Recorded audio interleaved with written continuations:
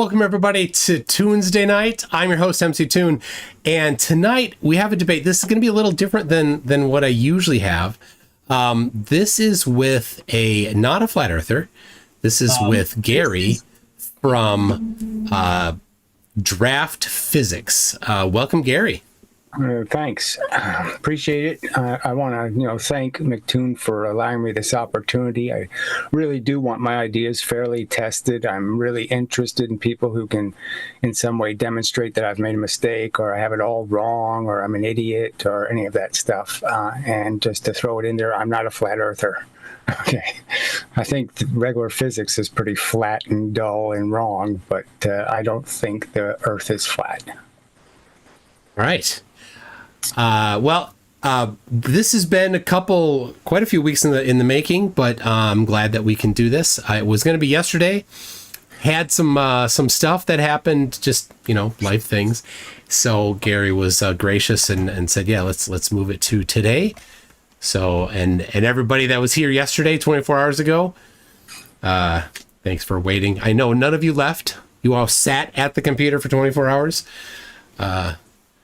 Anyway, I think 14 did. Yeah, 14 people did. 14 people did. So, all right. So the format is we set out a little bit of a format here to give a chance to have it back and forth. So there's going to be two topics.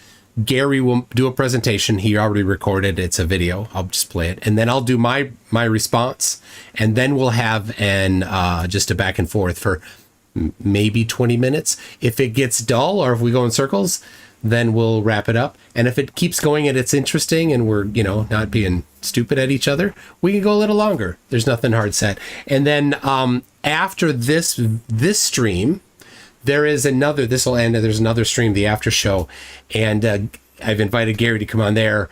And so if you want to talk to Gary, a few of you, I've already got one has dibs. A few of you one-on-one, we won't do any dog piles, but we could have a little friendly chat afterwards, depending on how everybody's feeling, hopefully. And, by that time, we're all still getting along well. So I will get up the presentation. The topics. First one is gravitational lensing. And then the second one is the kinetic energy theorem. So the first one is gravitational lensing.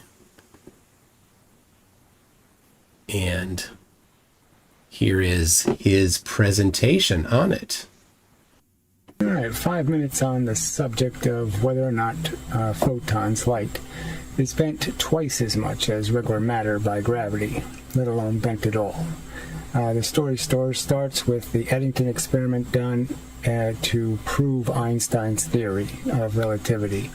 And so, as I understand the story, this was mostly all Eddington's idea. And, and he was one of the first defenders of Einstein's theory of relativity. So he went in with a bit of a bias. Now, in his journal, it's just a fact, he states, so you'll have to accept my testimony, all right, I'm not lying about it, because I can't find his journal online anymore. But he states right explicitly in his journal that the weather's terrible, that he got 10% of the data quality. That is, he was expecting going in to get 10,000 stars per glass slide, and he only got 1,000. So a huge degrade in the data quality. It wasn't a 12 noon eclipse. It was something after 1 o'clock. And the weather was horrible. Okay, so it rained a lot. Okay, which means that the seeing was also bad in the worst kind of way, which is a bunch of water molecules in between you and space, which is even worse than just clouds. But anyway, so not the kind of experiment you write a New York Times headline saying Einstein proven right. He said right in his journal, I wouldn't stake my life on these results. That's an absolute fact. All right, so this isn't the kind of experiment that you say, okay, we proved it. And then all the other experiments and eclipses There was one in 1922, and then, somewhere in the 50s they tried again, and every single one of them was flawed. Now, there was 2 expeditions that went with Eddington. So Eddington had the horrible weather. Unfortunately, the people that went to South America, I think that was South America, they didn't adjust the telescope correctly. So their images weren't too good either. All right, so it didn't go well at all. You're talking about 12-foot long telescopes dragged up mountaintops.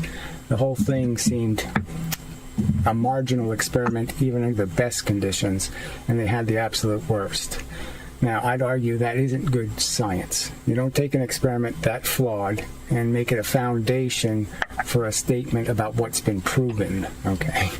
And then the fact that they could never repeat it, all right, since Eddington, the experiment hasn't been done by a competent telescope, a big one, okay, beyond the margin of error. All right, so it's just not a proven fact by that particular experiment. Now, the best part of the experiment is that it's an optical experiment, so it doesn't rely on scatter. So scatter won't produce image. So the other kind of satellite experiments they've done, where they've called it measuring bending, those all include light that does go through the corona of the suns, and light that goes through globular clusters, and light that goes through all kinds of other messes. The whole idea of Eddington was he had to pick a star well outside a diameter of the sun, at least a radius.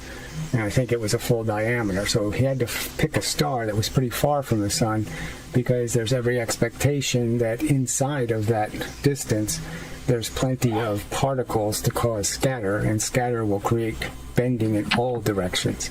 So from any place you could see the light, so to speak. So all the radio telescope experiments are disqualified because they're not image experiments. So the experiment really hasn't been repeated. And the fact is there's 400 times better resolution in space. Even in the fact that, look, with all the telescopes, so since 1919, I'm supposed to believe that with all the telescopes on Earth, all the observatories, there hasn't been a single one that had a nice noonish eclipse happen over the top of it. Not one. I'm sort of out of time. Shucks. Anyway, so space is 400 times better resolution. You don't need an eclipse. It's a 5-minute experiment, and it's even more than 400 times when you figure out that most of these eclipses aren't 12 noon eclipses, so it's not ideal conditions. So we're talking about 600 times better resolution from space, and we're supposed to believe it's never interested NASA to bother pointing a GoPro camera at the surface of Jupiter, because the fact is, with 500 times better resolution, you could use the surface of Jupiter. All right, anyway, that's my argument. Right. So, I'll get mine ready here. That's not it. Just a second.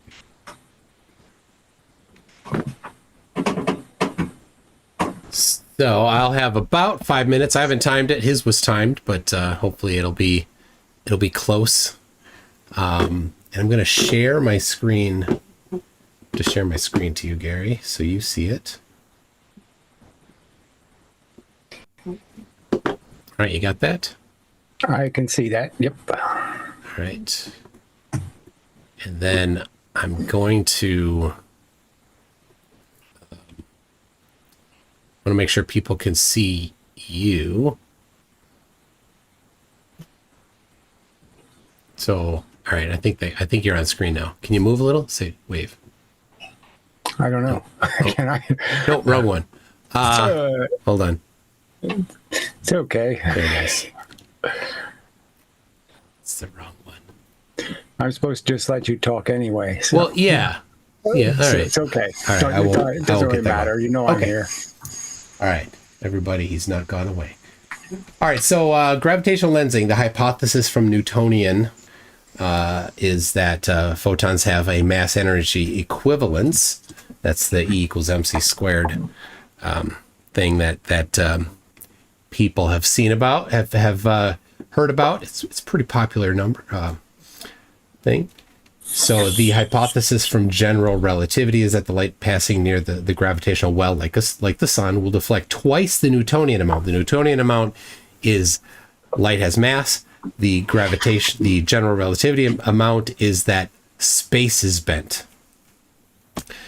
So here's a quick diagram of what we're seeing. And at the bottom, this is the important part. It's the equation. This is not, it looks maybe a little daunting. It's not too bad. That 1/2 times 1 plus gamma part, that 1 is in the parentheses there. That represents Newtonian bending, and gamma represents general relativity bending, which should be 1 if general relativity is correct. So in parentheses, if general relativity is correct, you get a 2. You multiply that by the 1/2, and that whole first pair of terms turns into a 1. So it doesn't affect anything if general relativity is correct. And then you've got the equation there, 4 times the gravitational constant times the mass of the sun. That's the m with that little circle with the dot in the middle. Get your head out of the gutters, boys. And then all that over c squared times d, and d is the distance from the center of the sun in meters. And then all that times 1 plus the cosine of phi over 2. Phi is the angle that the light is coming towards the sun there. So, I had all these nice arrows. I didn't even use them. So there you go. For a grazing ray, so if the light goes right next to the sun, which you couldn't really see in the optical, because there'd be too much messing from the corona. You've got phi is 0 because it's like right next to the sun. You've got d, that's the distance from the center of the sun, is the radius of the sun. It's right on the edge. And then that d theta, that's the change in the angle.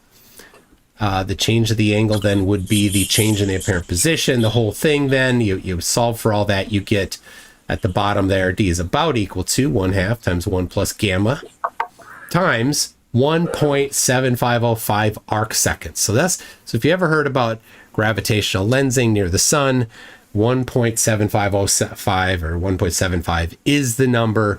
That's where it came from.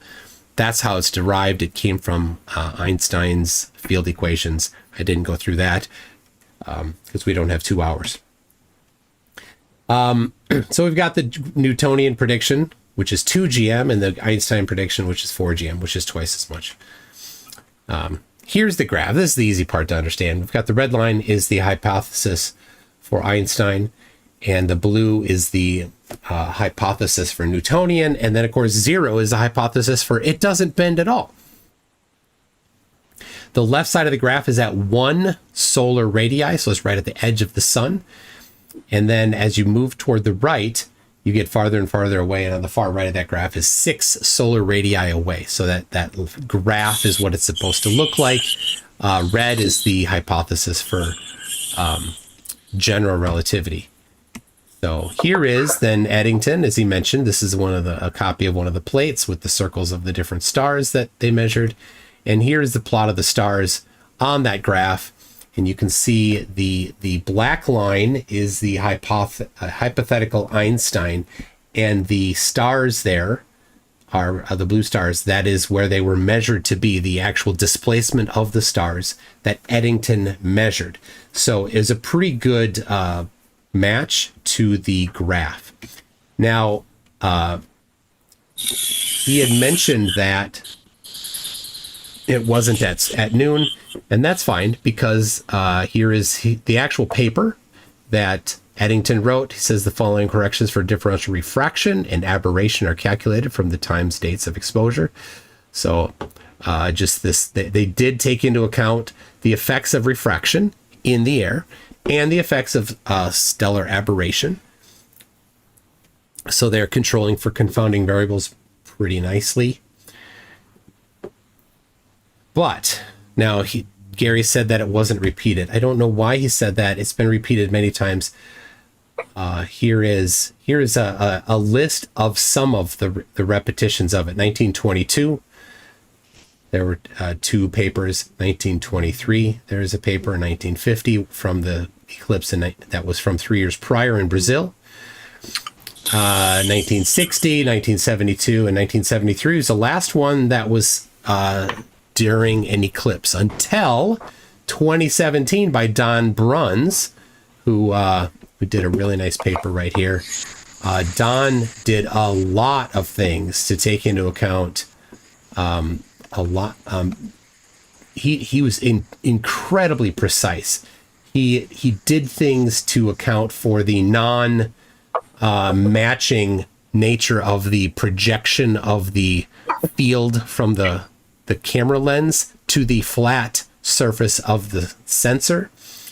He controlled for, that's this diagram here on the left.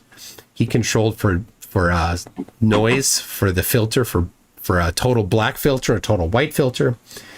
And he did all of the data processing in software here. Here's a couple examples of a little bit how the data looks that they were analyzing. And then let's see, let me get this is a, oh yeah, to get the position of the stars, he used the satellite positioning from the Hipparchus satellite, which is accurate to micro arc seconds. No. Let me go back to this here. So what did that look like? Well, here's there he is in the telescope. It's all computer controlled. There's the samples from his paper, and here are his results. You can see compared to Eddington, it's a much tighter result. So good job there. Now let me show you one more thing here before I move on to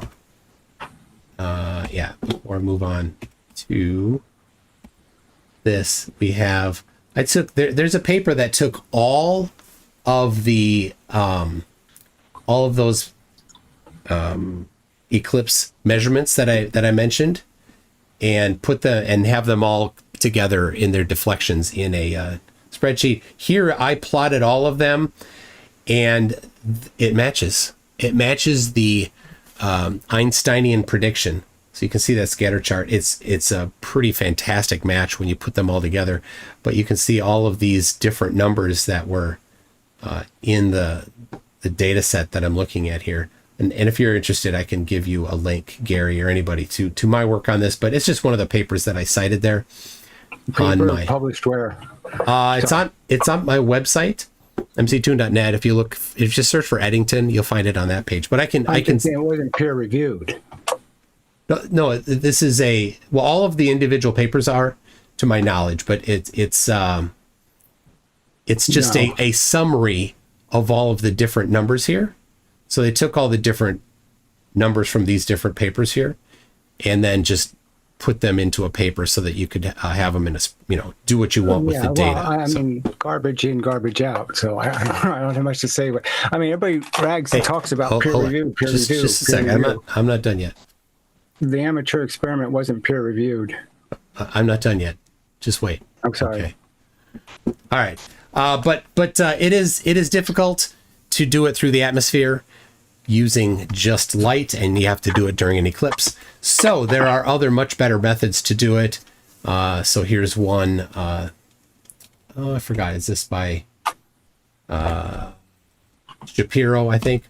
Anyway, here is the optical ones there on the left side. This is a graph by year. And then you have radio telescopes there in the center part. That's either blue or purple, I think. And then you've got VLBI, the very long baseline interferometry, which I'll talk about in a second. And you see the red one is the Hipparchus satellite. So there's 1973 Australia one and 1974 radio interferometry of two quasars. Now the cool thing about quasars is they're not optical; they're in the radio frequency. So our sun that doesn't output much in that radio frequency doesn't interfere. So you can do it during the daytime even, and you can get right up next to the sun because the corona doesn't output the same frequencies. So it's a fantastic way to do it. Sorry, no chance. So here's the satellites they use, two of these. And because of their distance from each other, they take and they do interferometry between them and the interference pattern between timing of receiving the signals to get the deflection. So there it is. There's Shapiro. is one of the ones on this paper. Again, this is on my website. Just search for Eddington. You'll find it because these are applications of Eddington. So this is a summary of all of several different VLBI measurements, and here is the quantity. This big bell bell chart in the middle is not anything. What it is showing the numbers of star deflections that were measured based on how close they are to the sun. And the cool thing is that these are precise enough that they can actually get the deflection at almost at like 179 degrees away from the sun. So basically the opposite direction of the sun. The amount of gravitational lensing predicted by Einstein is within the margin of error of the measurements.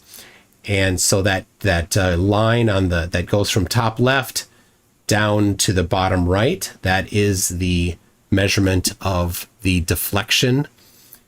And you see it approaches zero over on the right side.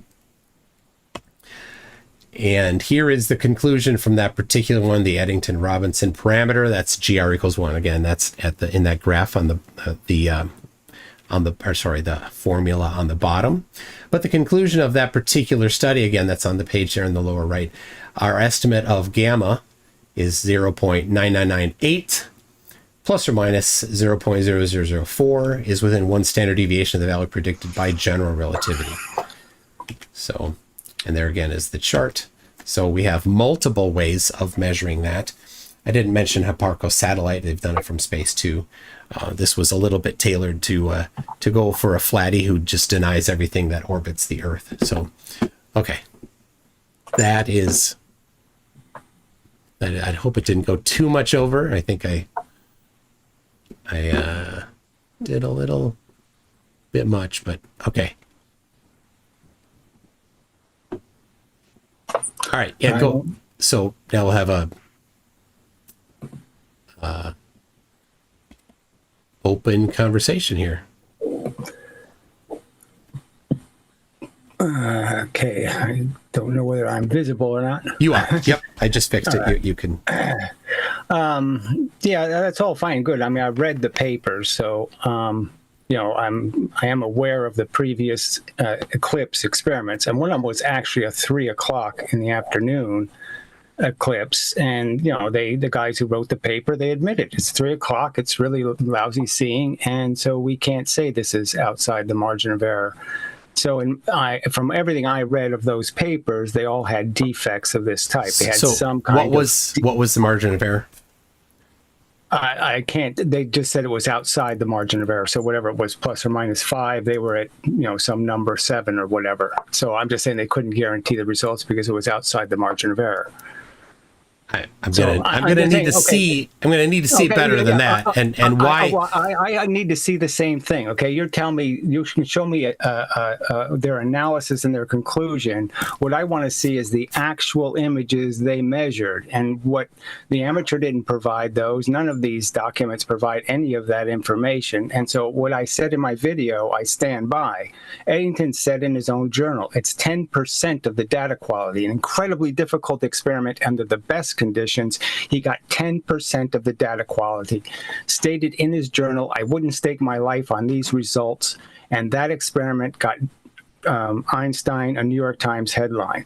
And I'm saying every other experiment they did after that had all these flaws. It's never been done by an observatory, okay? And frankly, it's not been done from space. This particular experiment hasn't been done from space. Hipparcos did it from space. No, they didn't.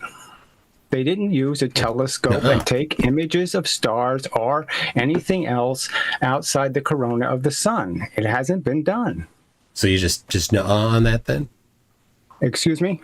Just nuh-uh. That's it. I'm not saying I'm saying with a particular argument. If I came to you with evidence saying something that you didn't agree with, and I admitted it's 10% of the data quality, and I admitted I wouldn't stake my life on the results, I don't think you would take me too seriously. Yeah. I mean, no, but my point is Hipparcos has done it from space. All right, so I don't know. I don't have every detail of every name of a satellite. I'm just saying that I have researched them. So Parcos was an image. They took optical images of a sun behind or moving towards our sun. Yeah, a star. Yeah. Okay, so they visually looked at it with a telescope. Parcos isn't a telescope like on an observatory. I'm saying it's an image. Well, see, as I tried to point out in the thing, it's important whether it's an image or not, because that's what Eddington experiment is different than other scatter experiments. So every time, it doesn't matter what wavelength I send through the corona of the sun, every wavelength gets disturbed by particles moving. So there's no wavelength of light that can perfectly go So what do you mean by scatter? Because if it's scatter, then if it's scatter, just be a blur, right? Exactly. Instead of a point. Images couldn't be sent through a particle field. A particle field will create, I can see something from anywhere if I send it through a diffraction gradient. If I send it through something that's going to scatter the light, then I can send a radio signal and I can receive it at the shortest distance and I can receive it at the longest distance, okay, any angle. So I'm just saying those experiments are not image experiments, so you could always say that, okay, the bending was caused by scatter. So I'm just saying the great thing about the Eddington experiment is scatter can't cause the effect because it's an image, and the image wouldn't survive. Okay, but scatter, you're talking about photons in either case, but scatter wouldn't cause it to, I don't know what you think scatter would do. Scatter would cause it to be blurry. You'd have a larger than a point source if you had scatter. The point is you would see it in the wrong location everywhere. Scatter won't cause the wrong location. Scatter will cause blurring. No, yeah, exactly, blurring, but you'll see it if, okay, how do I explain Will the center of a scattered image be in the wrong place? I'll draw it. So if we're doing this experiment, the sun's here, and I'm going to be over here, and I'm going to receive the signal. The point is that scatter will send the signal everywhere. So it doesn't matter where my location is, I will get some information from this object. If this is a radio source, just sending radio waves. It doesn't matter if it's radio or light, it's still photons. No, I'm just pointing out, if it was a radio source, I could pick up the station here, I could pick it up here, I could pick it up here, I could pick it up here, I could pick it up here, I could pick it up here. It will scatter it in all directions, meaning I can pick it up anywhere. So from any location, I could say it's bent. It's going to be bent to here. It's going to be bent to here. It's going to be bent to here. It's going to be bent to here. It's going to be bent to here. You think from particles? I know from particles. That's exactly what scattering does. And well, I think you're talking about refraction. But what is the formula for that then? Let's work through that. The formula for how far you have to be away from the sun before you're not in a huge radiation belt? No. Let's say that you're looking at a star that's 1/2 of a solar radius away, right? And what's the formula for how much it's going to be bent? I don't have the formula for scatter. I'm just saying that there's. I thought you would. Well, I'm sorry. There's all kinds of them. I'm saying Compton scattering is enough for me. I can say the words Compton scattering, and I can say that, based on the theory, you're going to scatter any light, okay, based on it's going through a particle field. So any particle field will scatter any electromagnetic radiation will be scattered by a particle field. I don't need a formula for that. It's an assertion. Yeah, you do. No, I don't. It's like saying water scatters light. I don't need a formula for how water scatters light. So the reality, though, is, of course, that and this applies. I think you're talking about like interferometry, right? Is that what you're talking about? I'm talking about hearing a radio source. I got a radio source. I put the sun here. Can I pick up the radio source behind the sun? Okay, what radio source are you speaking about? I'm talking about what satellites are receiving. They're receiving electromagnetic radiation. From They're what? saying it's being lensed from objects called galaxies, all kinds of different things. Okay. They're saying it's being lensed. And my argument is it's not being lensed, it's being bent by the corona of the sun. Okay, so you don't seem to quite know what these are talking about. Says you, I don't know. Right. I mean, well, I've researched it. Well, if you've researched it, then be specific. What is it that these VLBI measurements are reading? My point is, again, I mean, I thought we could just make a distinction between recognizing that experiments that might be scatter would be ruled out, and we would look for an image, like Eddington's experiment. It's a better experiment, is all I'm saying. I wouldn't. I think the VLBI ones are significantly better. Okay, well, let's talk about gravitational lensing. Let's talk about the images from space then. Can we talk like the Hubble telescope sees? Hubble hasn't done, to my knowledge, any of those. Hubble doesn't point at the pictures of where they have a galaxy. They say we couldn't have seen it because it was behind something else. Oh, yes, gravitational lensing around galaxies and stuff. Okay, right. So let's say there's two types of that, right? All right. There's the type where they take a star and they see a star. They'll see two of them in two locations. Yeah. Right. Okay. Now, that's a point particle, essentially. A star is so tiny, right? Now, well, you can see they have also lensing images where it's an entire galaxy. Yes, yeah. And they claim the galaxy was lensed. All right. Now, I can make an argument, I think, that that's impossible, frankly. So if the galaxy images you could concede aren't theoretically possible, then you'd have to concede some of these others are nonsense. So let's say the average galaxy is 500,000 light years across. Is that reasonable? Ours is like a middle. Yeah, it's okay. Fine. So it's 500,000 light years across. And what you're basically going to do is when you view it, the only light we can view are satellites, right? So here's the 1 meter lens in the Hubble telescope. All right. It has to only see light it's not parallel, obviously. Okay. This light has to go this way. This light has to go this way. It's coned light. And so let's say this is 8 billion light years away, this galaxy. Well, at the halfway point, it's still going to be 250,000 light years across, meaning the photon here is 250,000 light years away from the photon here. Okay. Okay, and my argument is there's no way those photons could travel through 4 billion light years of space and those two photons get bent exactly the same amount. There's no way that image could survive, let alone there you could make a big enough lens why not? to survive. Okay, so let's just agree on the lens, right? The lens argument. A viewing lens magnifies light.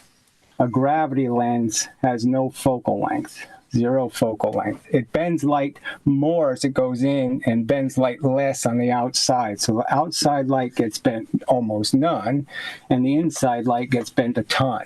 So it's exactly opposite. But a gravitational lens isn't just a convex lens. It's not consistent. I think comparing it to like a glass lens is a little bit. The point is that the point Einstein made was you'd never see an Einstein ring. So Einstein said that. I don't think Einstein mentioned Einstein rings. Yes, he did. He was forced to write a book, a pamphlet of a paper about it. So he did. All right. So I just read it last night. Okay. Johann Einstein, he doesn't write much. He doesn't say much. So, but anyway, the point is that because this lens is so misshapen, you only have one tiny shred of space that'll give you the same bending. And so as soon as something moves in a little bit or moves out a little bit on the lens, it's going to be bent the wrong amount. And so, you can't have any. You're just going to get. So his point is that if you ever saw an Einstein ring, it would be like 4 photons wide. It'd be this little tiny narrow sliver of a ring, and it would never be enough photons for us to ever see them because it'd be so weak and feeble. But my argument is my argument backing this up is that if we can both agree that what has to happen is basically you're seeing an image in space of a image in space. So the image is basically cast on some gravitational influence, and it has to sit in the gravity being produced by that influence.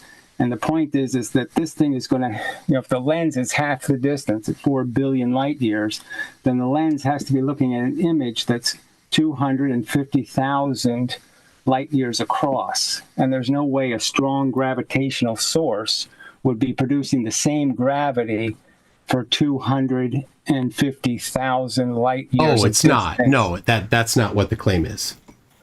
Well, it's the only way the image of a galaxy could be produced, is that the galaxy has to cast the image on the lens.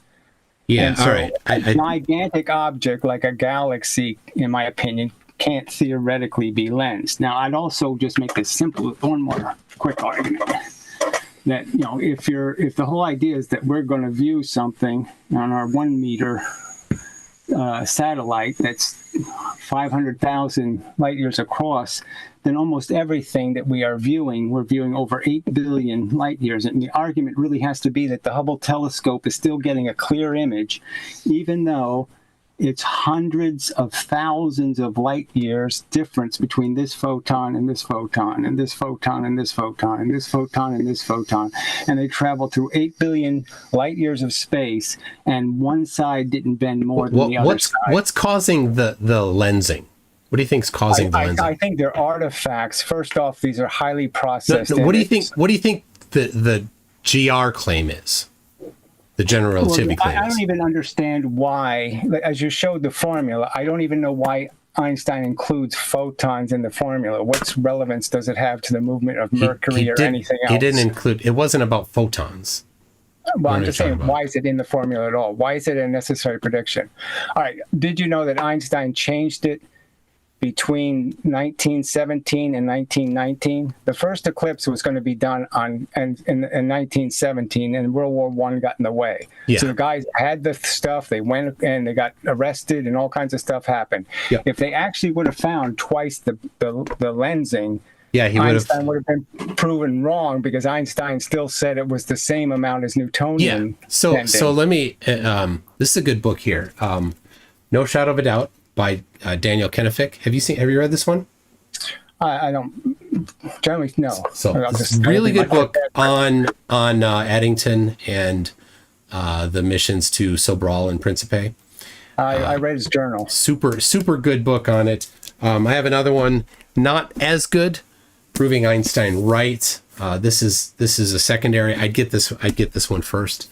Well, I recommend people find Eddington's journal and read Eddington's journal. Okay, so let me show you here. I'm gonna so what? All right, to get back, what do you think is the claim that relativity says is causing the light to bend? What do you think is causing it? Not for you, not your idea. I don't think it's being bent, so I don't think light. You can't bend a force with a force, and I think gravity is a force. What do you think? What do you think our claim is? I think your claim. I don't know exactly. Like I said, I would think these are two separate subjects. Relativity to me is the one side of that equation. Fine, the 4G, blah blah blah. Why the gamma light thing is in there? I don't even understand why Einstein combined some theory that light is bent with his theory of relativity. I don't know why it's there. Yeah, it's there because mass warps space. That's I understand why. that part, but how does photons affect anything moving? Okay, so here is a distant galaxy. Here is a black hole, for example, and here's Hubble. Right? So the light from the distant galaxy, let me get the same color here. Oh, where did I put that one? Oh, there it is. So the light comes from this distant galaxy, and it gets near that black hole, and it gets bent by the black hole. And of course, that scale doesn't show it very well. But the same light from this side here goes, and it gets bent there near the black hole. Right. So it's not that it's bending all along here. It's that there's an event, a thing that causes it. So this black hole, in the vicinity of this black hole, space is warped because of the black hole. I'm not an imbecile. I know what a lens is. All right. Well, that's why I was asking, because it seemed to you when you were explaining it that you thought that for some reason there was lensing happening here and lensing happening here, but no, lensing only happens in this vicinity. Of course not. My whole point is that where you're drawing that black hole, the image that it has to be lensing, that image has to be 250,000 light years across. And that black hole is not going to produce 250,000 light years of exactly the same gravity. So it can't be bending the photons the right amount. But it's not producing bending in this whole vicinity here. It's only producing bending in this. I don't know. So now, but yeah, I know that. And yeah, and of course also that it's not exactly halfway between. It's somewhere else in between. So I don't know why you have such incredulity about this happening here. Oh, okay. Well, the part you want to know why, okay, is you just drew a galaxy and you said, I'm going to view the same source on this side. I'm going to view it twice. Why would I see that twice? That would be my first argument. Why would I see this photon twice? Well, you just drew it. That's a perfect diagram. Great diagram. Love it. It's not perfect at all. It's showing me one photon. That's one photon. No, it's two photons. Well, multiple two photons from the same source. How could I see two photons from the same object in two places? Your diagram's perfect. You got it. Nailed it. Well, sorry, it doesn't right. nail. So there's those multiple photons. That would not be nearly enough light. Oh, you erased it. That was so good. Well, you can play your games. You still have yours up, and it's really bad. Oh yeah. No, they don't see mine right now. I was just all right. But what? Okay. So what is wrong with mine? What is? So of course, there's many photons that come from here. Let's just talk about how you can bend a photon in the first place. So let's do the simple argument with the train, and you're throwing a ball off a train, right? So the train's going 80 miles an hour. I throw a ball straight 40 miles an hour this way, right? And the ball goes this way. All right, because it has two velocities. It has 80 miles an hour going this way, and it has 40 miles an hour going this way, and it's going to travel this longer line. All right, so if we're going to believe that gravitational lensing is possible, okay, caused by gravity. Gravity gives things real motion. It gives them momentum, just like this ball being thrown 40 this way. I could just say that's gravity pushing it. Right, and I get the same result. I'll be moving 40 this way, and I'll be moving 80 this way, and this will be my composite velocity, okay, which will be greater than the 80, but not as much as 80 plus 40, of course, okay, the hypotenuse, the square root of the triangle. Anyway, so what do you think happens to the photon? How does the photon literally be bent? Because what you're really saying is the photon has, I would argue, photons can only have one momentum. They can't carry, like a baseball, they can't carry two momentums. Photons only have one vector of motion. So the point is you're saying gravity is affecting it, which is the same thing as me saying, okay, the photon's going the speed of light this way. I'm going to give it a push this way, okay, the same push that pushes matter. I'm going to use the same force that gives matter momentum, and somehow I didn't give the photon momentum, and somehow it's just going to change its angle, but it's not going to continually be going this way. Because obviously this line would mean that the speed of light has increased. If I can bend it, that is, bend it by giving it a velocity, a motion in this other direction, well, then obviously it's going to be traveling more distance in the same time. It's going to be going faster than the speed of light. Okay, so no, it doesn't do that. It doesn't, since the path is longer, it takes longer time. Again, but the point is then you're saying it doesn't give the photon two momentums. So it doesn't treat it like a baseball. It doesn't treat it like a baseball. If a baseball is flying and there's a strong wind and it causes the baseball's path to curve, or let's say it's a good pitcher that knows how to throw a curveball, that ball will curve. So there's a force acting on the ball to cause it to curve. There's a force acting on in its reference frame. There's a force acting upon the photon, and so that's one half of the bending. The other half is that space is bent. That's the whole point of general relativity in this instance here. The whole point of gravity is that it gives objects momentum. No. It doesn't give objects momentum. That's not what's happening to the photon. No. Well, whether it's happening, The that's whole photon point. has. My argument is: does it give momentum to matter? It can, but that's not what's happening in this instance. Can it make it move without giving it momentum? It doesn't apply to this instance.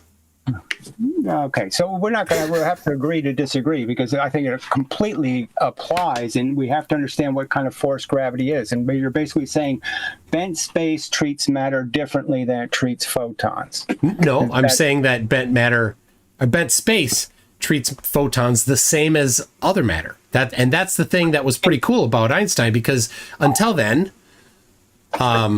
until he came up with E equals mc squared, right, the mass energy equivalence, then people were thinking, well, no, light does not have mass, but in fact it does. It was part of one of the. Who thought light didn't have mass? Everybody knew it made things hot and carried momentum. Why would somebody say it was massless? All of the ether people, they all said exactly right. That's and so we're already back to Maxwell and how he was one of the ether people. Frankly, right. So those, I would also say ether people with a abstaining, derogatory statement, because yes, ether is nonsense. Yeah, of course it is. But that was the state of the art at the time until Einstein came along in 1905. Okay. Well, what's your excuse for NASA? They have at least 400 times better resolution. Einstein actually said in a letter, he actually suggested possibly using Jupiter. And he said, yes, it would be 100 times less effective, but yeah, you have the advantage of no corona. So, with 400 times better resolution, even probes we sent out, the Voyager satellites had pretty good cameras. They took pretty good pictures. We should see lensing in those pictures even. So because it should be that obvious. Yeah. Well, that's a good point. Donald Bruns, who did the 2017, and then again did this, he had a group of initially 11. I think it was down to 9 stations that were along the path of the eclipse. 4-inch telescopes. Let's not. I don't. Hold really on, I wasn't done. Just a second. That's fine. Whatever. He had a group of 9 different groups along the path, and most of them were unfortunately clouded out. But a few of them were not. I messaged with Don shortly after. He said there was some data that they got and they were looking at what they could do with it. But most of the people that he was working with were in Mexico. A lot of the people in Mexico got clouds. I was in North Texas, and we were lucky we did not have clouds during the eclipse. So I want to know why NASA, with all its resources, could do this. It's a 5-minute experiment. No big deal at all. I mean, all they do is go, the Hubble can't do it because it's so sensitive to light that it can't go anywhere near the sun, apparently. But the point is that there's lots of adequate satellites we have already up there with pretty good cameras, and there's just no reason not to cozy up to this, a radius away from the sun and actually film. Well, there's fantastic reasons why. One of them is they've done much better and more precise measurements, as I showed already. And they're not as incredulous as you are. They aren't a science denier like you who just says, well, it's not perfect enough for me, therefore it's no good. No. That's not my argument. No, it totally is. You're saying it's not good enough. Hold your own science to your own standards. Evidence has to be good. It can't be crappy marginal evidence. Yeah, it's great evidence. Really good, hard evidence. Yeah, it is. And what I've found is it sounds like you just don't like the evidence, and so you have a different requirement for it, which I understand. So if you look at the book here, How to Talk to a Science Denier by Lee McIntyre, he goes over right here.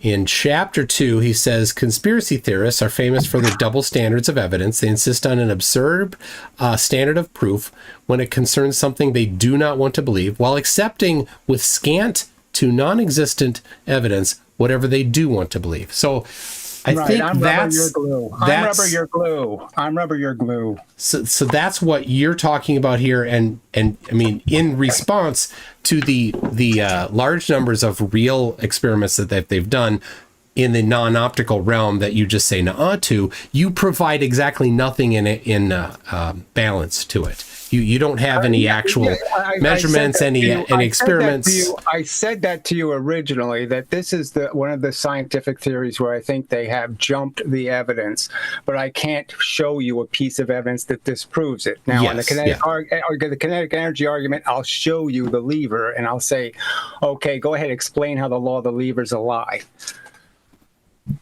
Anyway, so I did, and so I don't think we need to do too much on it. I will, because obviously, right, it's unrealistic to expect you to right now in live time, become up to date on the different measurements that have been done. So I sent it to you in our chat. I'm up to date. I have researched it. I did go to the trouble to read Eddington's journal. I did do these things, and I'm just saying that there's theoretically a lot of problems with those images.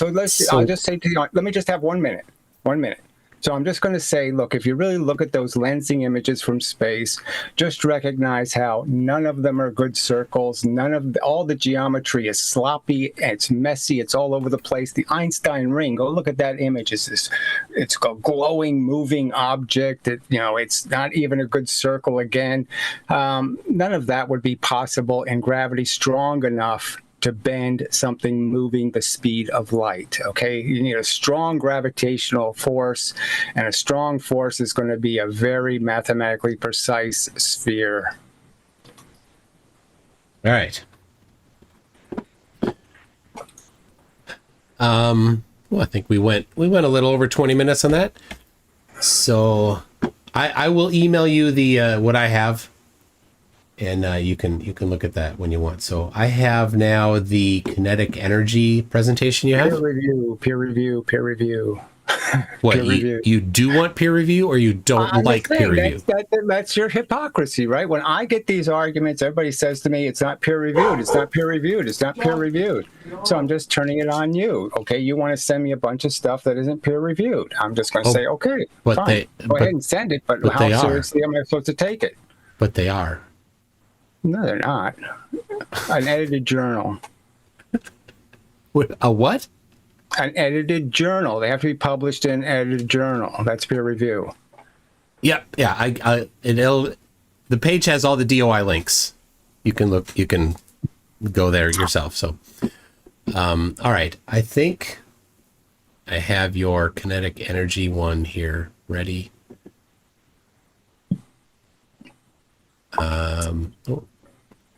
There you go. Okay. All right, here we go. I'll play this. This is part 2 of our debate. Here we go. All right, 5 minutes explaining all the reasons why the kinetic energy theorem is wrong. 1/2 mv squared, all nonsense, invented by mostly Leibniz. He took it from Huygens. He just claimed that 4 pounds dropped 1 foot is the same as 4 pounds dropped 1 foot. Never proved it. De Charlie picked up the bad ball in the early 1700s with denting clay with round objects, an easily debunked experiment. And really, that's it. They don't have any experimental evidence beyond that nonsense. And it's just proven wrong by so many things. So look, the theory says it takes 25 times the fuel to spin something 5 times as fast. We all know it's not true. I don't see how anybody with any scientific or mechanical literacy would defend it as true. It doesn't happen. It's nonsense. It has to happen for the theory to be correct. It doesn't happen. You can't make something have 25 times the impact without putting 25 times the fuel in, and 5 times the velocity is not 25 times the impact. Anyway, the lever, 10,000, 20,000 years old, the balance, okay, the gravity balance. It clearly tells you what equals what when it comes to momentums or energy. It's telling you how much gravitational force it's going to be able to move what with. The same force on both sides of the lever. It oscillates perfectly. It's telling you it's the same energy on both sides. On one side, there's a 1 mass going 4 velocity. The other side, there's a 4 mass going 1 velocity. Doubling the velocity will not create the same amount of energy. You need to quadruple the velocity of a one mass. So it just proves the case over. The Mythbusters did do the experiment by accident. They weren't trying to prove kinetic energy false, but they did. They crashed a car, same car, into a wall at 50 miles an hour, then 100 miles an hour. It only crashed half as much. They also did the same experiment with clay and got the same results. Okay, and then pretended, crushing a tin can, saying, look, the can is harder to crush. Well, that doesn't mean anything with clay, of course. So bogus. Rolling something, thin ice argument. It's another decisive argument. Okay, you give one thing the same mass, different, the two velocities. The one with twice the velocity goes 4 times the distance. It's a complete deception because the gravity is only being applied for 2 seconds. Gravity is a 9.8 meter per single second force. Okay, so it's only 2 units of force. The object that went 4 times the distance is going half its velocity 3/4 of the way down the track, just proving that the faster you go across the surface, the less per foot friction you will incur on the surface. Therefore, you're losing less energy because you have less contact with the surface, kind of obviously. All right, the ballistic pendulum, laughably, this is proving the flat Earth nature of conventional physics. 2,000 joules goes in, all they can collect with all their technology. That is the same technology that lands us on the moon. They can only collect 1.8 joules. 1/1000th of the energy, less than 1/1000th of the energy. That's all they can collect. So clearly it's not real energy. Clearly momentum always works. If you believe in Newton's third law, you can't believe in kinetic energy because, frankly, the gun obliterates it. So the very bullet that was created by the gun violates Newton's third law. You're saying you have 2 joules of recoil and you have 2,000 of joules of energy in the bullet. Obviously, it has nothing to do with anything called an equal and opposite reaction or action or any of that. So just absolute nonsense. All right, what else it states? So to defend it, the defenders have to basically propose that twice the weight is 4 times the energy because of how it compresses a spring. So I put one mass on a scale, I have 1 unit of energy. I put a second identical mass on the scale, now I have 4 units of energy in the spring. Okay, violates Hooke's law, doesn't make any sense. It's just absolute nonsense to think that the exact same action could create 3 units of energy in one case and only 1 unit of energy in the other case. Thousands of years old again, thousands of years old lever. All of this could have been proven at the time, and it wasn't for whatever reason. The physicists just couldn't make these logical arguments, and so they weren't made. It's a terrible history. Vis visa, the living force. I guess everybody just fell in love with the idea of calling something the living force and pretending that everybody had supernatural powers, living powers. That somehow there was a force out there that somehow felt like it had to give humans special powers. Maybe that's what it's all about. But whatever it is, it's nonsense. It's the whole core of particle physics. All particle physics is based on 1/2 mv squared. They measured the weight of the electron using 1/2 mv squared. It's ruined physics.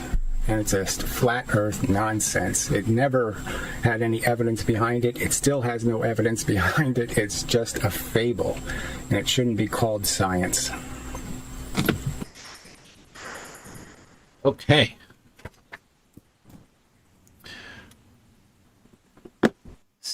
So, all right. I'll go right into my my response to that. Let me make sure that you can see my camera. You see my paper here? Yeah. Okay. So a couple of prerequisites to what I'm going to do here. We've got the first law of motion here is you have an object moving. If you apply no force, the starting velocity and the ending velocity are the same. That's the first law of motion. Object in motion will stay in motion unless acted upon by force, like friction, for example. If there's no friction, then it continues moving. You've got the second law of motion. If you've got the object there, your V naught, V final, your velocity is growing, so you have a larger velocity. You apply a constant force, you have F equals ma. That's the second law of motion. Then to calculate average velocity with a constant force, right? Average velocity V bar there is your initial V naught plus your V final over 2. Now, if V naught is 0, then it's just V final over 2. That's how you get your average velocity when there's a constant force. All right. got distance traveled is average velocity times time. D equals V average times time. That's basic kinematics. And then we've got acceleration is a change in velocity over time. Right there, A equals VF over T. And that's the definition of acceleration. So now we have the prerequisites out of the way. I think a lot of people might wonder, well, what is the work energy theorem? So now that we've covered the basics, we can actually figure out what is the work energy theorem. So the work energy theorem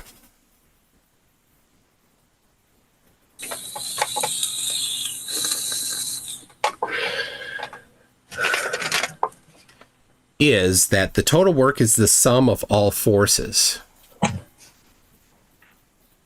Now, work is a nebulous term in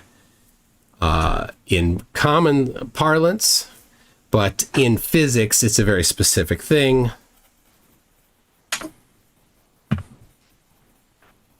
Sum of all forces. So, which then equals the change in kinetic energy.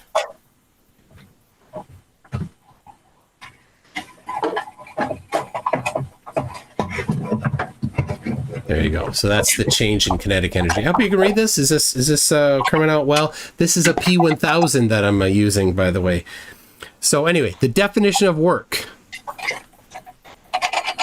is force times distance, right? Equals FD.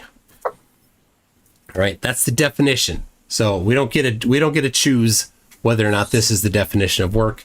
That's what it is. So now, going back to those prerequisites that I spoke of, if we take, we're gonna work on this FD here, right? The second law of motion is what? F equals ma. So we're going to replace F in here. So work is now ma d. Work is mad. But these are just multiplied by each other. Then we bring in the basic kinematics because we're going to swap in D here. So we've got, remember, distance is the average velocity times time, right? So now we've got work equals MAVT. So now, what is, that's a T, not a plus. Right. Now, what is average velocity? We need to bring that in. Average velocity is V final over time. When this is assuming that it's we're starting at rest. Right. Time right there. So now we've got equals MAVF over T times T. Right. Now what? We got one more here. I missed. Oh, we still have. Oh, no. Hold on. The acceleration. Acceleration is this one here. So we're going to swap out acceleration here. Equals acceleration is V final over T. That's what I messed up. Anyway, hold on. Messed up here. This one's wrong here, but what we get here, I'm running out of paper. I'd fix it if I didn't run out of paper, but we get, we got mass times V final over T times V final over 2. This is the one here that I was quoted incorrectly, times time. So the times cancel. We get equals mvf squared, the final velocity, over 2 equals the familiar 1/2 mv squared. There you go. There is the work energy theorem equals kinetic energy. All right, I hope that was a fast shotgun derivation of the formula for the work energy theorem. And so the all of those things, the cool thing about that is I just used those prerequisites.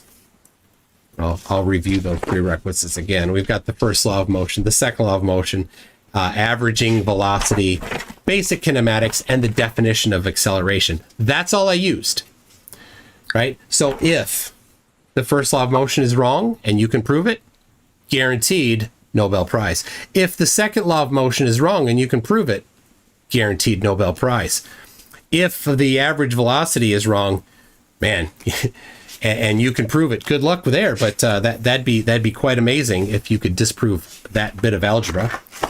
If you can disprove basic kinematics, Nobel Prize there. And then if you can somehow show that the definition of acceleration is wrong, I don't know what prize you'd get for that. But anyway, that's what was used to derive the kinetic energy theorem. So if it's wrong and you can prove it, you will get a guaranteed Nobel Prize. But it's right, and as evidence that it's right, I will reference that we successfully launched rockets into space. Oh, come on. The same. I'm not going to derive it now. I can show you later if you want, but you can look it up. The rocket equation. I'm going to show you the non-integral form. I know the rocket equation. Hold on, but the audience doesn't. So just a second here. All right. Delta V. That's the change in velocity equals the velocity of the exhaust.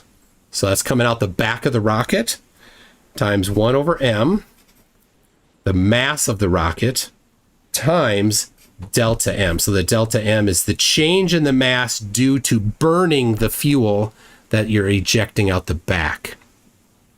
And of course, in a rocket, when it's first on the pad and it's just beginning to launch, the mass is very large. So 1 over the mass is a very small number. So your delta V is going to be very small because your 1 over m is very large when you're first starting out. But as you reduce the mass, this number gets smaller. It's a reciprocal. So the entire equation gets larger. Even though your velocity doesn't change, the velocity exhaust generally doesn't change, and the difference in the mass generally doesn't change. Now, you can integrate this to get the change over time, but I think this is a reachable rocket equation. I think this is a reachable version for people that's kind of intuitive for people, right? The velocity of the gas shooting out the back is inversely related to the mass of the rocket. So there you go. We send rockets to space. If we didn't successfully send rockets to space, then we would have quite something. But I will simply cite all of the rockets going to space as my support for that being correct. Okay. So that's... I'd say that's ludicrous. Obviously, there's nothing in the rocket equation about mv squared or kinetic energy. It doesn't discount or disprove momentum in any way. So that has nothing to do with whether or not a NASA engineer knows that the only thing that matters, if I'm in a rocket and I want to turn my spaceship, the only thing that's going to matter is how much mass and what velocity is it moving, and that's all there is. There's no bullet has 2,000 joules kind of theory when you're inside of a rocket. So when you're inside of a rocket, it doesn't matter whether I shoot the bullet out the side of my ship or I let the recoiling gun fly out the side of my ship. Both of them have exactly the same turning power. Okay, that's what NASA knows. NASA landed on the moon in 1969 using momentum. They didn't use kinetic energy theorem to calculate thrust. So I argue, and the second thing I'm going to say, it's just fine. You do your derivative. All I have to say to get the Nobel Prize is it's 9.8 meters per 1 second. Okay, 1 second, not seconds. It's 9.8 per 1 second. 1 second times 1 second is not second squared. 1 second times 1 second is 1 second. It is not second squared. So I won the Nobel Prize because I pointed out that gravity is 9.8 meters per a single 1 second. Every 1 second you get 9.8. You do not get any squared amounts of 9.8. You just get 1 second worth. But it's compounding. That's why it's squared. It doesn't matter. It doesn't work. It doesn't happen. MGT works perfectly. It doesn't matter whether a meteor is flying into Earth, MGT gets you the right answer. MGH gets you the wrong answer, okay? You can't give things velocities when it's going faster than gravity. Gravity doesn't have a speed. It's an acceleration. It doesn't matter. Okay, it has a speed that's going to give the object, okay? It's going to give the object 9.8 meters per 1 second, not 9.8 meters per 1 mile. But the next second it gives it more. The point is it's compounding. Okay, just let me ask the question. Do you think MGH works when you have an object moving towards the Earth? MGH. It already has a velocity. MGH. H being the height? Yes. Do you think that formulation works when something has velocity? For what? For a meteor. A meteor is coming at us at 2,000 miles an hour. Okay. Okay, I know where its position is, okay, and in a half a second, it's going to hit the Earth. All right, MGH is going to tell me that distance matters. How far away? It's 3 miles from the Earth. It's going to take a half a second to hit the Earth. Okay, it's going to travel 3 miles in gravity. It's not going to gain anything from the gravity because it's only going to be 1 second of acceleration from the gravity. And so MGH fails. It will give you the wrong answer. We'll show it. Well, what do you want? You want to do math? You want to have a debate about math? Absolutely. Yeah, I love the math. Let's look at the math. You want me to draw MGH on the board? You actually want me to do that? I mean, you said it's not going to work, and so I mean, it's on you. It's on you to show like a real world example of how it's not going to work. Well, no, you didn't show any real world examples. I cited a bunch of real world examples in my 5 minutes. I'm citing evidence. Experimental evidence. You didn't cite any experimental evidence. All right, but okay, you have a meteor heading for Earth. It's 5 miles away. Okay. It's moving fast enough that it'll travel this distance in 1/2 of a second. Okay. Okay. All right. The point is if I use MGT, all right, I'm fine. Everything's going to be just fine because I'll say, well, what's its speed going to be? So let's say it's going 2,000. So what's its speed going to be when it hits the Earth? Well, it's only a half second of gravity, so it's only going to gain, it's going to be 2,004.9. All right, that's going to be its speed hitting the Earth because it's only in the gravity 1/2 of a second. All right, and this 5 miles is irrelevant. And if I use MGH, okay, you're mixing units. MGH, I'm going to end up with 5 miles, and okay, I'll have to convert the 5 miles into however many gravitational forces you think that huge distance is, and you're going to be saying it's going 2,500 miles per hour, and it won't be the right answer. The right answer is this. This is the right answer. It's only going to be in the gravity for a half second. It's only going to gain 4.9 meters of actual motion, and it's only going to gain 4.9 meters of velocity added in 1/2 second. Why didn't you use one of the kinematic equations? Because I think they're all wrong. Of course, that's what I'm disputing. Okay, work doesn't equal force times distance; it equals force times time. Okay, and I'm saying that's impulse. That's not work. That's impulse. It doesn't matter what you call it. All right. The point is the argument is that all that matters, okay, is what the force is and how long do you apply it, and that's all that matters. The weight works that way. Well, yeah, weight is about how long the weight is sitting on you. Kinematic equations do that, right? I don't have to do it. There's nothing to do here. I would like to discuss the lever. Okay, I'll draw it for you. No. Let's go back to you. You didn't apply the kinematic equation in a perfect time when you could apply the kinematic equation. Why would I apply something I don't think is accurate math? Well, you're claiming it's inaccurate. All those equations are garbage. I'm saying they're garbage. 1/2 mv squared is nonsense. It's mv. Okay, all of Newton's math is mv. All of Descartes, all of Galileo, it's mv. This is all there is. There isn't anything else. There's no 1/2 and there's no v squared.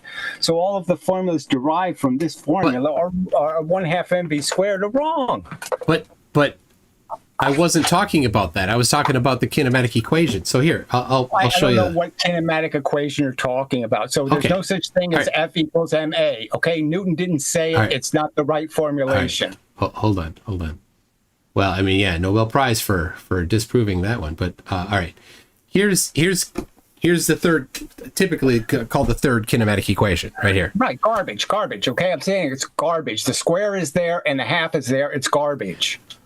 But so you're talking about, right, the initial velocity of that meteor was what you erased it. What is it? 2,000. Yeah, 2,000. 2,000 what? 2,000 miles per hour. Doesn't care. Who cares? It's not going to matter. We can't mix units. Okay, use meters. Go ahead. It doesn't matter, but go ahead. I don't care. Use meters. 2,000 meters per second. All right, there we go. And the amount of time, t is 0.5, right? Yeah, of a second.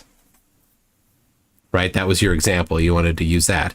So we could put that in here, right? And acceleration is, even though it varies at different elevation, we can approximate it to 9.8. All right. So it's not going to be much, right? Because your initial velocity there times time. It's 9.8 meters per 1 second. I'll just keep saying that. No, this is acceleration though. Acceleration is meters per second squared. I'm sorry, it's not. There's no second squared. I'm sorry, it's just nonsense. It's 9.8 meters per 1 second. That's what Galileo and Newton discovered. But the acceleration is 9.8 meters per second squared due to gravity. Acceleration is per second. It's a variation. So this, all right. So this, I think we've gotten to the root of the problem here. That you don't think that acceleration is a per second squared thing, right? Of course not. So it's 9.8 meters per second. You can watch something going and getting 9.8 meters faster per every 1 second. It goes 9.8 meters faster. It doesn't go per second squared faster. It goes 9.8, then it goes 9.8 in the next second. So it's 19.6, and then it goes to whatever 27 point whatever in the third second. So if we graph out time versus distance moved in something that's moving within a constant, with a constant force, right? We start at initial of 0 to make it nice and easy. We get this kind of relationship, right?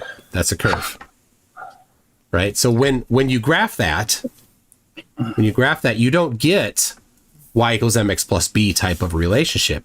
You get a it's polynomial. You get an a squared relationship. That's what it's going to look like in something that's constantly accelerating. If you take the derivative of that, right? Velocity. It's not constantly accelerating beyond the fact that it's 9.8 meters per 1 second. So what's the point of saying that in the second it's accelerating with the first one still accelerating? And yeah, it's compounding because it's compounding. Yeah, that's why it's a squared. No. The velocity is compounding, not the acceleration. Only the velocity is compounding. There's no compound acceleration. Well, there is. That's called. There is a different name for the third. A variation in acceleration. I'm saying it doesn't happen in reality. That's a different thing. You'll never show me a physical experiment. You'll never show in a physical experiment where any of this that you're saying happens. So well, yeah, but certainly that's wrong. But what you said. But so if you chart distance versus time of something that's constantly accelerating, this is the graph that it looks like. You don't think so? I mean, this is pretty. I have no interest. I know what Galileo said. Okay, and that's all I need to know is 1, 3, 5, 7, 9. Okay, all the odd numbers. Okay, so in the first second it goes 1 unit of distance, 4.9. If we're going to use seconds. In the second unit of time, it goes 3 units of distance, okay, 3 4.9s. Then it goes 5 3.9s, because it gets all of the extra velocity for free. And all you're really adding is 4.9. Every second, you add 4.9 of actual new distance. to the motion of the object, and you keep increasing its velocity by 9.8 in each second. So each second, what's added to what you're doing to your velocity is, yes, it's 4.9 meters of distance and 9.8 meters of extra velocity. Okay, that I know. Okay, that is exactly what Galileo proved and demonstrated, and it makes perfect sense that the first force gives you 4.9, the second force gives you 4.9, the third force gives you 4.9, and each one of those seconds you get 9.8 added to your velocity. Nothing squared. But it's compounding. That's why it's squared. It doesn't matter. It's 2 seconds. I dropped it 4 times the distance. It's twice the amount of time, and it's twice the velocity. But it's compounding. You're missing that. That's the graph here. That's the graph. The acceleration is not compounding. The acceleration is 1 unit of acceleration, 1 unit of acceleration, 1 unit of acceleration, 1 unit of acceleration. Yeah. So we can go to the next here. I'll show you. We go to the next one here, right? We're going to graph out. Look, you say right in your description that it's about the evidence.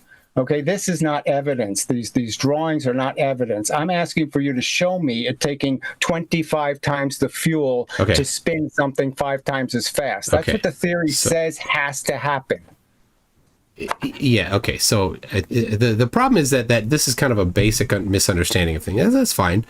And I know you've I don't know why, you've looked into this before, but for some reason it hasn't clicked, but that's okay. 9.8 per 1 second. So here is again, distance versus time. This is a curve. And so when you chart this, when you put this to an equation, you get a squared relationship because that's a curve. That's not a straight line. That's a distance over time. That's why it's accelerating, right? Velocity, the velocity is increasing on a linear scale, and the acceleration is constant. That's what this means here. It's a little acceleration is constant. That's a little visual calculus for people here, right? What do you think? And so that shows you that it takes 25 times the fuel to spin a motor 5 times as fast. No, it doesn't show we haven't gotten there yet. I think that's a couple steps away from where we're at, because I'm interested in these you're wrong, missing, in my opinion, these complete distortions of what Newton said. Okay, it's a complete distortion to say 9.8 meters per second. Newton didn't say that. Okay, I really don't care about like cherry picking quotes or something like that. I don't know what he said. I didn't read it, but I do know about charts. That when you graph it, but I'm giving a visual representation for people so they see what we're talking about, so that you need a squared relationship here, right? When you chart it out, that's the point. And you showed that. You've showed that in some of your other videos and you kind of did it a little bit ago, but I don't know if it was really drawn out well enough. Maybe you could do it here, where you show that in the first unit of time, you move one chunk of distance, and then the second unit of time you move a larger chunk of distance than you did in the first unit of time when you have constant acceleration, right? Well, yeah, I told you, look, you're not interested in what Newton said, and I'm not interested in your charts. So, okay, I want to draw levers. I want to talk about car crashes. I want to talk about ballistic pendulums. I want to talk about experimental evidence that doesn't demonstrate the existence of kinetic energy. So you have experiments that you can cite. I cited them in my video. Yes, I mean everybody has done the lever thing, the balance and gravity. Okay, so that's a law of the lever. I shouldn't have to cite any sources. All right, the law of the lever is okay. If you do the experiment, the 4 mass equals the 1 mass at 4 times the distance. The 1 mass at 4 times the distance is moving 4 times the velocity of the 1 mass. All of the energy is in the oscillator. It keeps oscillating back and forth. Obviously, the gravitational force is moving the mass this side, this side, this side, this side. It's the same exact energy. It doesn't waste any energy. It oscillates 100 times. It's basically telling you, yes, 4 pounds going 1 velocity is the same as 1 pound going 4 velocity. Okay, not 1 pound going 2 velocity. Leibniz says, the originator of the living force, said 1 pound going 2 velocity is the same as 4 pounds going 1 velocity. It's obviously not true. It doesn't happen in reality. Okay, the kinetic energy theory is debunked by the much older and much more reliable gravity balance. Can't hear you. My wife's going to bed. Okay. Good night. That's super early. Oh, it's super. No, she's not going to bed. It's super early. She's been working on a book. You gonna work on your book later? Oh, there. She's not been working on a book. She's pretty cool, though. Can I tell that? Tell them not my secret. Okay, not her secrets, but she's pretty cool. I am drinking. This is Tab here. It's just water, and this is that there. So, oh, hi, puppy. Hey, pup. How are you? How are you? I've sent you text. Can you let the dogs out? Yeah, I can let the dogs out. Okay. Hi, puppies. Okay. Hey, hold on. Letting Second. the dogs out or something. Yes. Hold on. The dogs want to say hi. Well, this one wants to say hi. There she is. How you doing, puppy? All right. Okay, you can go. All right. Thank you. Oh, she wants to stay. No, get out of here. Go. They both want to just stay here and say hi. Hi. Right, you gotta go though. There you go. Okay. They're so friendly. Okay. All right. Apologies for the interruption. No Okay. problem.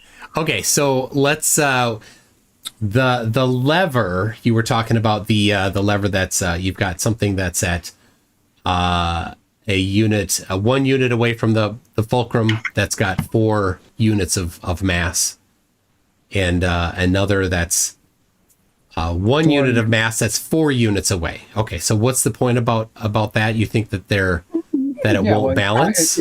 No. The point is that the one mass will be moving 4 times the velocity of the 4 mass. Oh yeah. 4 times the velocity. Yeah. 4 times the velocity of the 1 mass equals the 4 mass at 1 velocity. Yeah, and those 2 forces are equal. Those 2 motions are equal. The work done, because what's work? Oh, so here we go again. You're gonna try to change the subject. The subject Work is force times distance. So, right, and force is relative to the mass. Right, so when you have something that's moving, that's 1 unit of mass that's moving 4 times the distance, and on the other side you have a real velocity. It has a real velocity. It is not about how much distance it travels. It's about how fast is it going. Yes, it's going 4 times the distance because it's 4 times the velocity. In this case with the lever. So you can't save it by saying it's 4 times the distance, and because it doesn't account for the fact that it's 4 times the velocity in this case. In this case, but it does. Distance, it's 4 times the velocity. In the gravity case, when you drop something, it's 4 times the distance, but only twice the velocity. They're clearly 2 conflicting statements about the reality. But only when you misdefine work. All right. So right. we're back to the equation. I dispute the existence of your definition of work. Okay, I'm saying it's a wrong definition. Okay, but your definition doesn't work. My definition does. It's not a lie that mine doesn't work. Momentum always works. Well, what's momentum?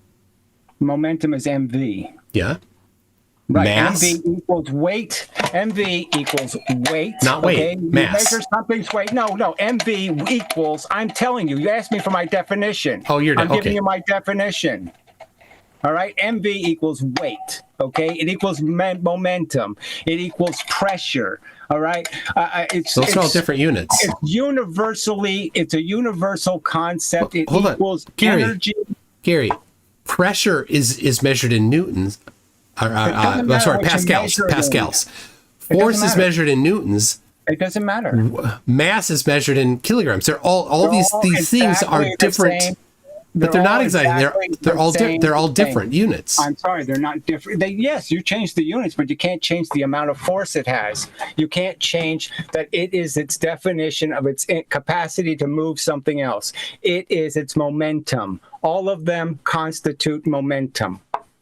But they don't. If I weigh something, right, and the scale weighs, yeah, and then I turn the scale sideways, what do you think's going to happen? If I put a mouse on the scale and then I turn it sideways, the mouse gets pushed at a velocity. If I put an elephant on the scale and I turn it sideways, the elephant gets pushed at a velocity. Yeah, lower velocity. It's always the same velocity because this is the same measurement of velocity. No. This is measuring momentum, and it produces momentum. No, a spring pushing a mouse versus a spring pushing an elephant will have a different velocity. No, they won't. Of course they will. No, I'm just saying, go ahead, show me. The scale will read 3,000 pounds for the elephant. Yeah. The scale will read 4 ounces for the mouse. But those are not measurements of velocity. It doesn't matter. Yeah, it's a measurement of its momentum. So I'm just saying, okay, let me finish my argument. You're saying you're disputing it. I'm saying if you do the experiment, all right, you put the mouse on, then you turn it sideways, the mouse is leaving at 1 mile an hour. If I put the elephant on and I turn it sideways, the elephant will leave at 1 mile an hour. I'm asserting that as an absolute fact. Oh, okay. Then show the experiment doing that, I guess. All right. Well, so if you're going to say it isn't true, show me the experiment where it doesn't happen. Dude, it's your claim, not mine.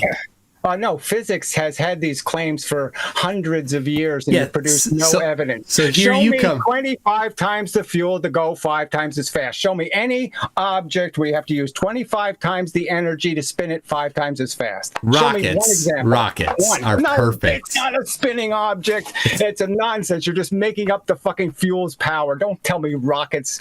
Okay, it doesn't have a damn thing to do with it. And show me a NASA engineer who will say that. Show me a NASA engineer who will not say that, no, it's just about the mass of the fuel. It's the amount of the volume, the speed, and the mass of the fuel you eject from the nozzle. Yeah. The momentum of that fuel will decide how much thrust there is. Yeah. Nothing else. Yeah, that was the equation I brought up. Yeah, got it. It doesn't have anything to do with mv squared. So the derivation, my point is the derivation of the rocket equation, the derivation of 1/2 mv squared, all rely on the same fundamental thing. So if you draw a Venn diagram of the things... I just said exactly the opposite. The rocket equation has nothing to do with mv squared. You just make up a joule number for fuel.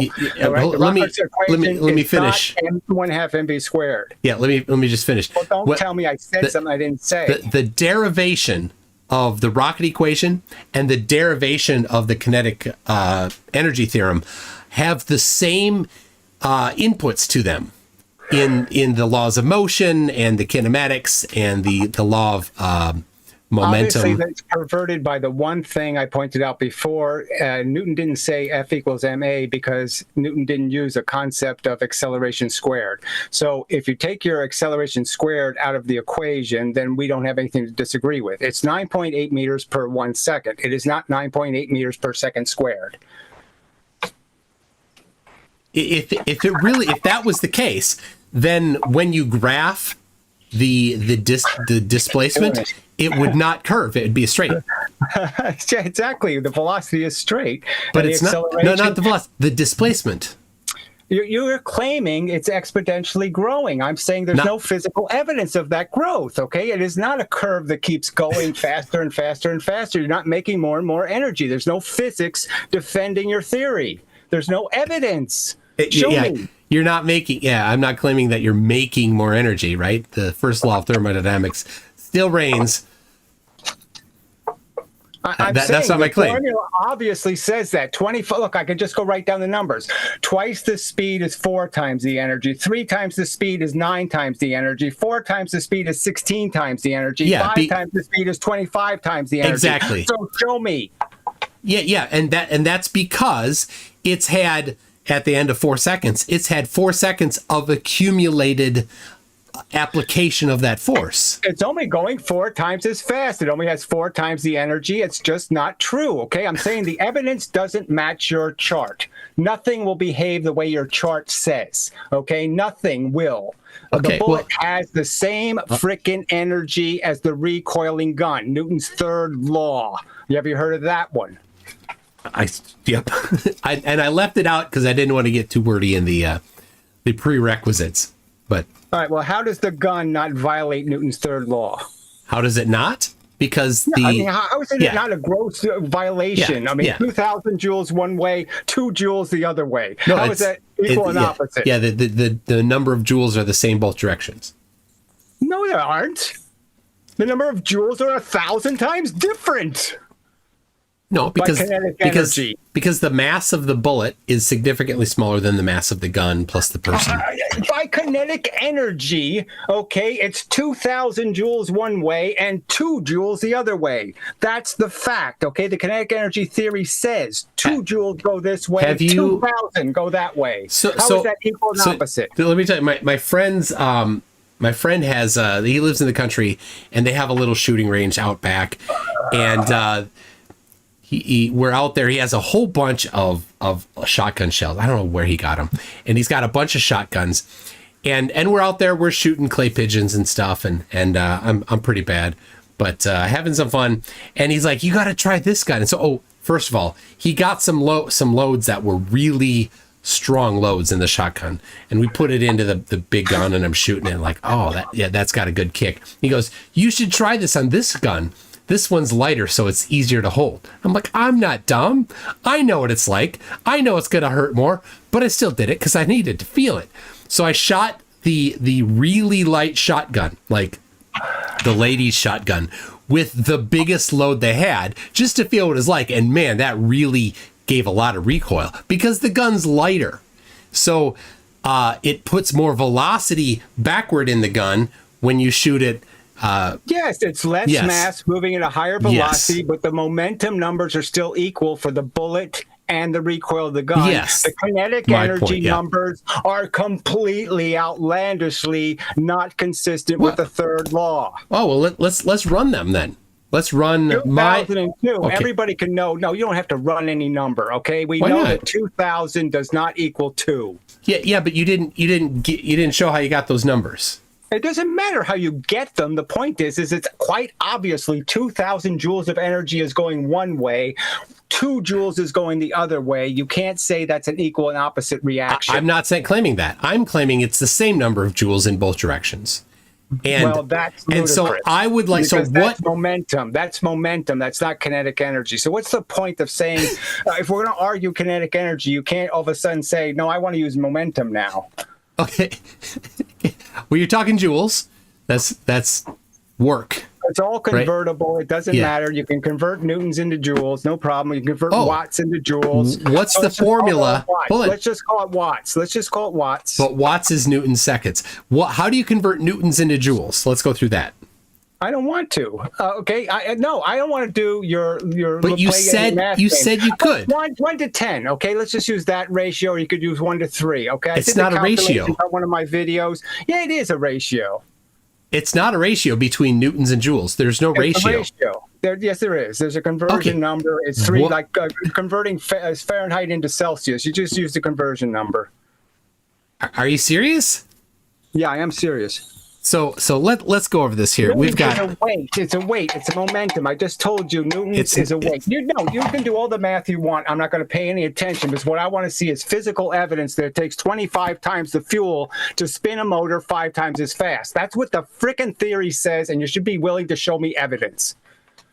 All right. Well, let's make sure we get so newtons are kilogram meters per second squared. And I know you don't like that. And joules are very similar. Kilogram meters squared per second squared. So let's I'll put this up on the screen for everybody to look at here. Why don't we call them foot pounds? Well, I prefer SI units. It's a little easier than imperial. Okay, so we've got newtons are kilogram meters per second squared, and joules are kilogram meters squared per second squared. So how do you convert? You just tell me how you convert between joules and newtons. Newtons are a weight. So every time I put something on the scale, I'm doing the conversion because it's just MV and the bottom line is MV. So that's all I'll say to you is that it's that simple. Okay, newtons is a weight. Yeah. The weight is an amount of momentum. The momentum can be converted into a joule number. All right. Yeah, but how? I don't know. I'm not going to do math in this. I'm not doing a live room of math, okay? I'm doing an argument about what the evidence is for Leibniz's crazy assertion that there's a thing called a living force and that everything has spiritual souls and all the matter has alive with this living force. I don't have, that's not my position, so I don't really care. That was the guy who invented it, okay? And I'm saying he invented it and he didn't win the argument. He was buried a nobody, okay? Nobody showed up to the funeral. Nobody was convinced. Then this stupid Deschardelet woman shows up in 30 and decides to dent clay with round objects and everybody falls for it. Okay, it's not my fault that your physics has no evidence, but I'm saying there's no physical evidence for 1/2 mv squared being correct. The ballistic pendulum is another obvious example. 2,000 joules go in, 1.8 comes out. And if you make anything more than 2 joules come out, then you have to explain how you made free momentum. Okay, so here we have, and you've said that these are interchangeable, but we've got newtons, which are kilogram meters per second squared, joules, which are kilogram meters squared per second. Let's turn the joule into a mechanical thing that happens. So they say drop a stick of butter 1 meter, that's a joule. A stick of butter? You heard that before? Yeah, a stick of butter, 1 gram. 100 grams. You drop 100 grams, 1 meter, that's a joule. Okay. Okay, so I'm just saying to the simple fact is that's a weight when it hits your hand, right? So all you have to do is, it's a weight when it hits your hand. That's a joule. No, newtons are weight. I understand, but when the butter hits your hand, the joule, this is a joule. A clap of the hands, they say, is about a joule's worth of energy. Bang, that's a joule. Okay. All right? So when the butter hits the surface, that's the impact is a joule worth of energy being transferred to the ground. All right? And that will be a weight. The simple truth is when the butter falls a meter, I can measure it on a scale, and it'll give me the weight, which will be in newtons. Yeah, but I mean, you jump from joules to newtons there. Does that scale show newtons, or is it No, I obviously it shows pounds, but I'm just saying I convert pounds into newtons. I'm just saying it's all convertible because it's all actually the same thing, which is momentum. I was just saying I haven't seen a lot of spring scales that measure in newtons. And by not a lot, I mean none. I was just curious if that one did. It's a weight. It's a weight. Yes, Newtons are a weight. Joules are a joke because I compared a weight to a weight. No, I wasn't. I wasn't making a joke. If I was making a joke about newtons, I would talk about fig newtons because I got a hankering for fig newtons right about now. Okay. There's lots of denial in the world, but you're making a sarcastic reference to the fact that you've never seen anybody talk about a scale having No. Hold on, Gary. I was not being sarcastic about that at all. I've not seen a spring scale that's newtons. I thought it'd be cool if you did. Measured newtons. I didn't claim it, but I could write right on here newtons. I could do it. Gary, I wouldn't be violating physics if I wrote it in newtons. No, that'd be perfectly fine. Violating anything. It'd be perfectly fine. That's right. If you put newtons on there, I think that'd be cool. People should start measuring weight in newtons in the United States. That'd be great. People should start figuring out that it doesn't take 25 times the electricity to spin a motor 5 times as fast. It doesn't happen. Okay, so now let's go back to the gun thing because I think that's the linear examples are certainly a little easier to grasp before we get into the more complicated things. So the gun here, you've got the mass of the gun versus the mass of the bullet, right? We'll use the example of it's 1,000 atoms moving 1 mile an hour going one way, and it's 1 atom going 1,000 miles an hour going the other way. That's essentially what the gun does. Okay, so I don't know. Let's give it some real numbers here. Let's say that let's Just say use a gram. well, let's do it in SI units, right? We have a 10 kilogram gun and a 0.1, which is probably a bit high, kilogram bullet, right? How about that? That's good. A 1,000 to 1 ratio is just what we want, right? That's 1,000 to 1, That's right? well, that's 100 to 1. Let's make we'll make it 1,000. How about that? That's fine. That's probably right. 1, 2, right. Okay, so 1/2 mv squared. So the bullet is coming out. Let's say it's coming out at 100 meters per second. Probably a bit fast, but right. I don't know. We're not going to dispute anything about this. All right. The bullet's leaving with 1,000 times the velocity of the gun. That's all that matters. Yeah. Okay. The gun's recoil. It's 1,000 times more velocity, and the gun has 1,000 times more mass. Yeah. Okay. Cool. So this will then be equal. Momentum will be equal, but kinetic energy says there's 2,000 of something energies going one way, and there's only 2 energies going the other way. Okay. I don't know where you're going with this. I don't know. You can't understand that statement. If we convert the bullet's motion into joules, okay, it's the bullet's got 2,000 joules, and if we convert the gun's recoil into joules, it's got 2. Okay. That's where I'm going with it. So, all right. Do you have like real measurements of this, or you've just like done some math? And I mean, you don't want to do this now, or?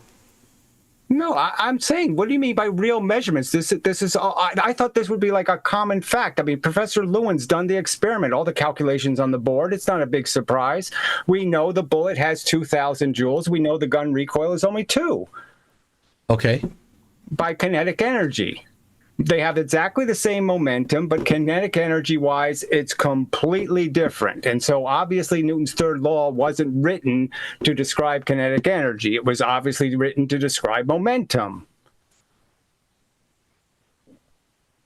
Momentum is always equal. Kinetic energy isn't always equal. It isn't always conserved. It isn't opposite reacting, okay? So it's just, in my opinion, it's just one of the things physics just said, well, let's not pay attention to the third law. Let's just walk right past that one because that one's not going to be think our this friend. violates the third law?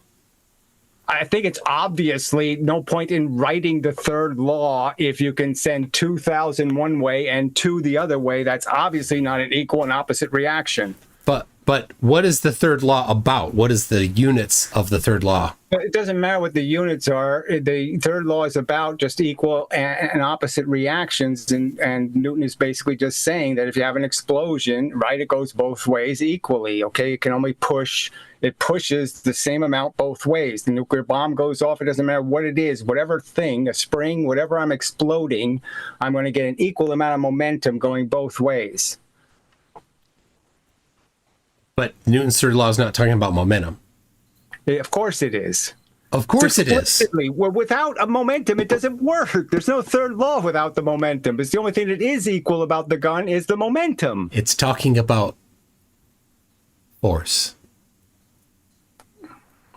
He doesn't. I don't think he uses the word force in the third law. It doesn't matter that right. You're talking momentum, but it's talking about force. Different things. It's talking about momentum. Newton believed in momentum, MV. That's what he believed in, quantity of motion. That's why he wrote the third law, is because if you analyze any situation where you have an explosion, it will always be equal momentums on both sides of this explosion. Doesn't matter what masses I put there to be pushed. If I put a light mass, it's going to get pushed fast. If I put a heavy mass, it's going to get pushed slow, and the momentums will always be equal. That's apparently your law of motion. No, it's Newton's law of motion, but okay, it's okay, fine. You don't. You're saying you don't think the third law was written to describe momentum. Okay, it's fine with me. I don't think he sustained that argument. But look, don't you think your physics should have one experimental piece of evidence that the theory clearly says it takes 25 times the energy to move something 5 times as fast? Now, don't you think you should have one piece of evidence showing me that? Are you talking about rotational now? Rotational takes any, you can't, the Now- reason why I'm saying rotation is because people will say, well, relativity says, and they'll start doing gamma factors on something moving 10 miles an hour. So I'm just trying to get away from any kind of gamma. Just like the rocket equation, I always like to say, well, let's pretend the fuel is nuclear so we don't have to worry about any kind of mass change. All right. But anyway, let's just stay on this subject. So I'm just saying rotational means it's really hard to apply a relativity theory to something rotating. So Yeah, I'm just saying I don't know why. I don't know why you'd get into relativistic well, I'm just saying stuff that's what people have for done. rotation. That's what people have done. So I'm just saying I can get rid of a lot of that by just having it being momentum, okay, in the rotational form, which is just momentum. You get rid of that by not talking about high velocities. It doesn't matter. The velocity ain't going to matter, but I'm just saying that's what they do. I'm just explaining to you why I can simplify it by making it rotational, because then we're back to Newton's bucket, and then they have to make a really preposterous argument to say that it's a relativity problem. So I'm just saying I'm using the argument is that, okay, I'm going to spin something 5 times as fast. The point is I only need to apply 5 times the energy. I don't need to apply 25 times the energy. So therefore, kinetic energy is proven to get a wrong answer. It will incorrectly predict how much fuel I need. Well, let's see it. Well, I'm just saying physics hasn't done these experiments. Okay, so I can show the Mythbusters. So you want me to show you the Mythbusters crashing the cars into the brick wall? Okay, you were talking about rotational. Now you went back to linear. I'm just saying, what's the You're difference? all over the place. I have to produce this evidence. Of course you do. I have to put satellites 100%. in space and do the Eddington experiment. The burden is on you. Experiment. Your physics doesn't have to produce any evidence defending what you're asserting. It has. I have to defend what I'm asserting. That's hypocrisy. Okay, show me your evidence. Show me where something kinetic energy is ever collected. Where is kinetic energy collected? Yeah, where you ever collect these preposterous numbers, okay? Yeah, You can't collect it with a ballistic pendulum fails. You have to admit the ballistic pendulum fails. You ready? Okay, go. A rocket. Oh, you said it again. This is a lie. All right, anybody who knows anything about physics knows that thrust is measured in momentum. It's particles moving a velocity. Momentum decides how much thrust a rocket has. Nothing else decides. Wait, hold on a second. Let me check again. Go ahead and laugh. Let me check again. It's not a joke, friend. No, it's delta V, which is velocity, which is meters per second, not kilogram meters per second, equals the escape velocity or the exhaust velocity times 1 over the mass times the change in mass. So look, we don't need the mass velocity. thing. Make it a nuclear rocket. Get rid of all your little mass nonsense, okay? So it's a nuclear rocket. The mass will not change at all. Okay, but that doesn't change that velocity is what it's delta V is velocity, not momentum. I'm not going to argue. Exactly. It's momentum. There's no squared velocity. No, it's just velocity. Meters per second. Where's your kinetic energy in there? How does it prove kinetic energy? Oh, because as it's been moving, it gains kinetic energy as it's moving over time. Says you it gains it in what way? It has to gain it in 9.8, whatever its velocity is. It has to overcome gravity in 9.8 meter per second chunks. Yeah. Okay, so it's just the same argument as dropping something. So why are we talking about rocket thrust? We're talking about what do they measure? They measure the mass and the velocity of the stuff coming out of the nozzle. Just its mass, just its velocity. I could use a fire extinguisher like in the Gravity movie. All right. And all that it matters for how much I'm going to move, because Newton was right, equal and opposite reactions. I have to throw away a mass and I have to throw away a velocity. Not a velocity squared, just a mass and a velocity. And that'll decide how much momentum I get in return. I throw momentum out, I get the same momentum back. No kinetic energy. You're throwing mass out. Not momentum, but it's got a velocity, of course. Momentum. Mass at a velocity is momentum. Yeah, that's correct. You got that one correct. The units are right on that. And the fact is, there's no sign of kinetic energy. It doesn't matter whether I throw an elephant out of my spaceship or I throw 1,000 mice out of my spaceship. It just matters about how much momentum I throw out of the spaceship will decide how much my spaceship is turned. So shooting the bullet out won't do me any good, okay, because I'm not going to get the 2,000 joules. I'm just going to get the 2 joules of momentum. The only thing I'm going to get out of the bullet is the 2 joules of momentum. Okay, so back to the rocket. So where is the energy, the kinetic energy? So after 1 second, it will be moving at a rather low velocity because it's got a lot of mass. So you've got 1/2 times the mass of the rocket times the velocity squared. That's where you've got the momentum, or sorry, the kinetic energy that's in it. And No, so you after don't. 1,000 seconds, of course it's turning. But if it weren't turning, if it was just going in a straight path, then we wouldn't have to figure out the angles, cosine theta stuff.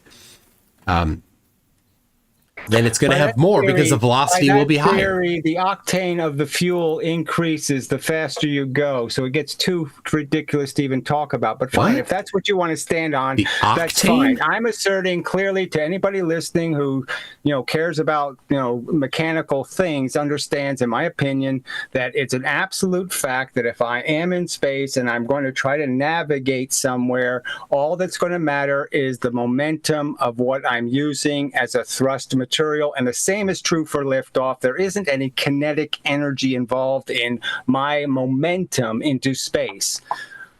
Well, The faster I go, the less of gravity I'll have to overcome. So it gets insanely efficient. The faster I can lift off, the faster I can get to space, the less gravity I'll have to overcome, and the less fuel I'll use. That's an absolute fact. It's hugely efficient to get as fast as you can go.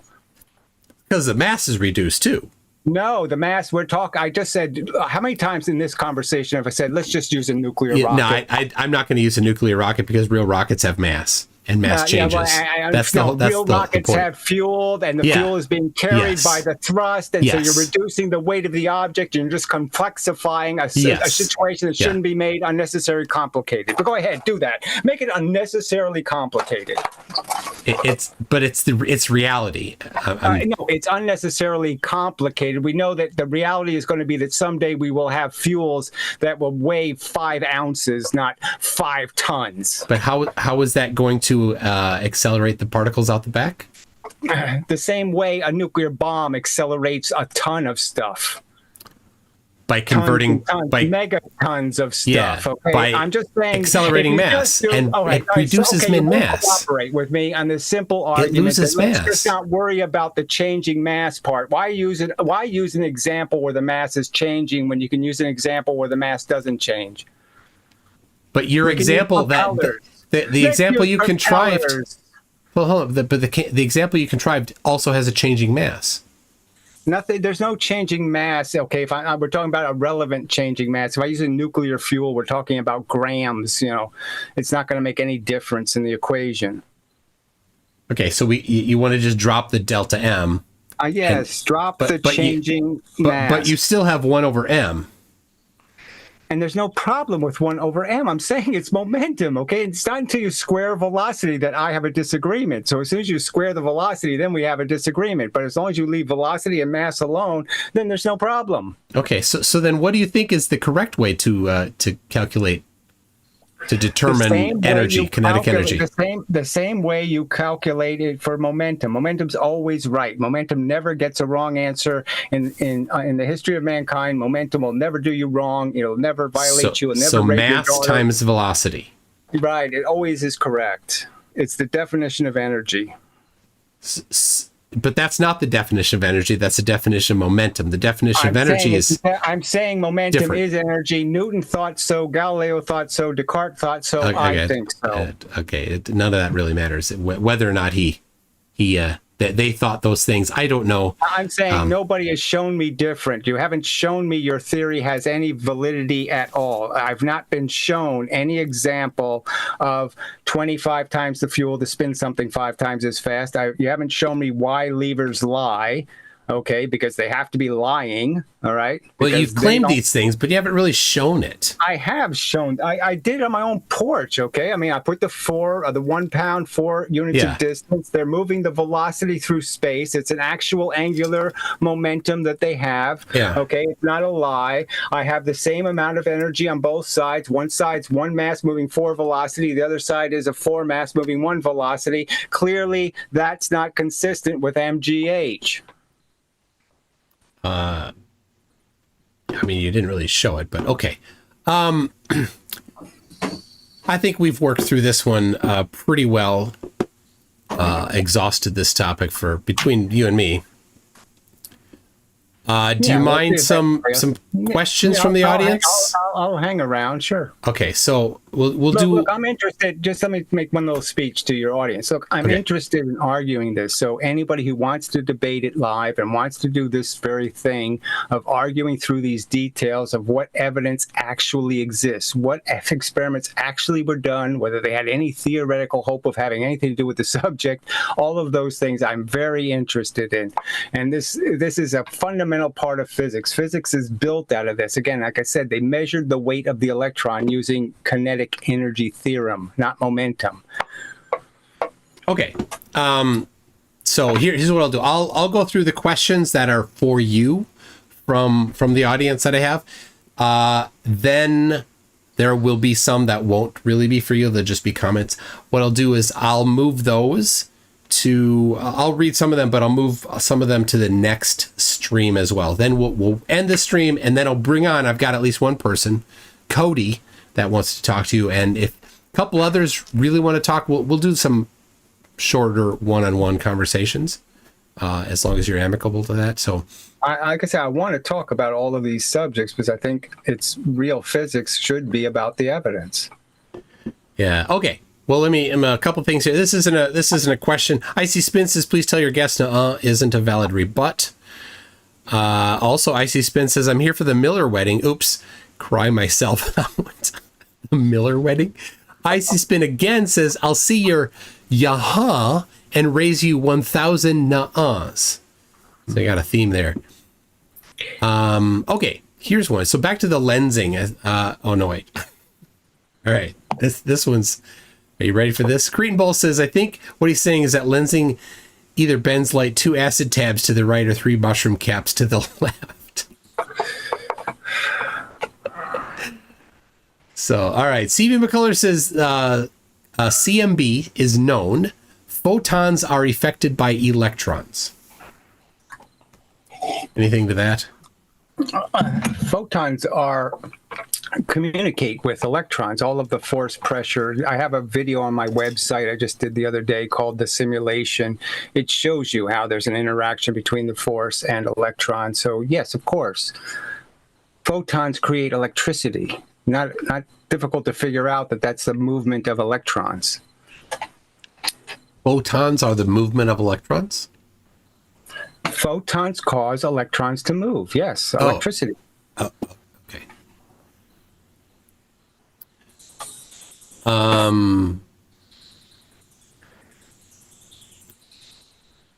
Lord Illuminous Pooh says, if you're stung by a jellyfish, they say pee on it. Take it from me, it doesn't work on shark bites. The boy's family was livid.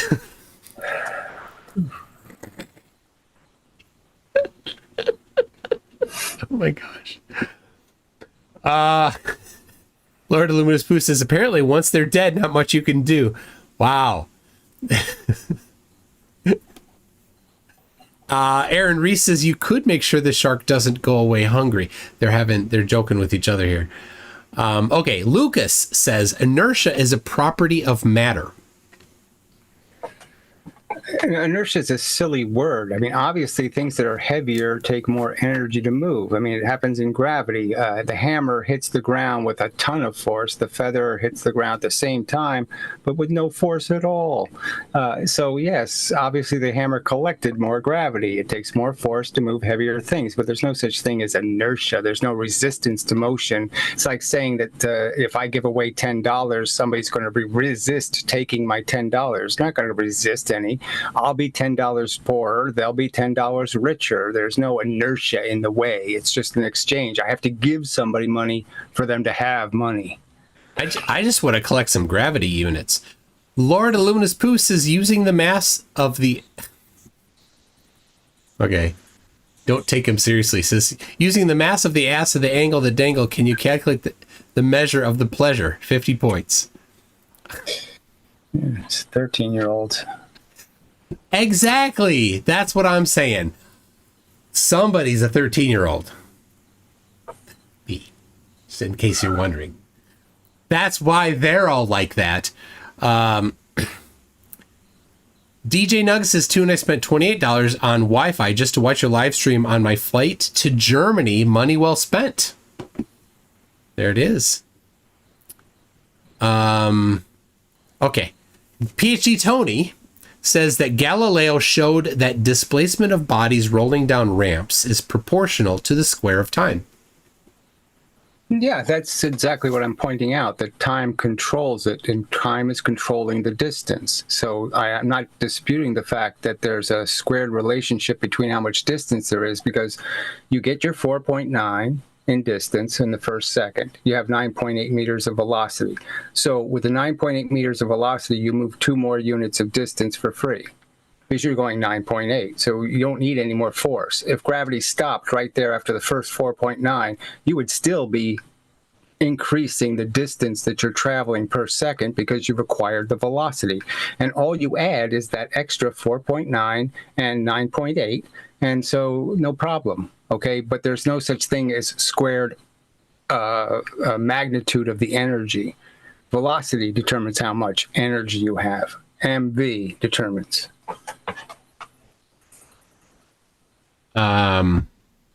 Oh no, it's Andy says, can he say where his ballistic experiment came from to study it?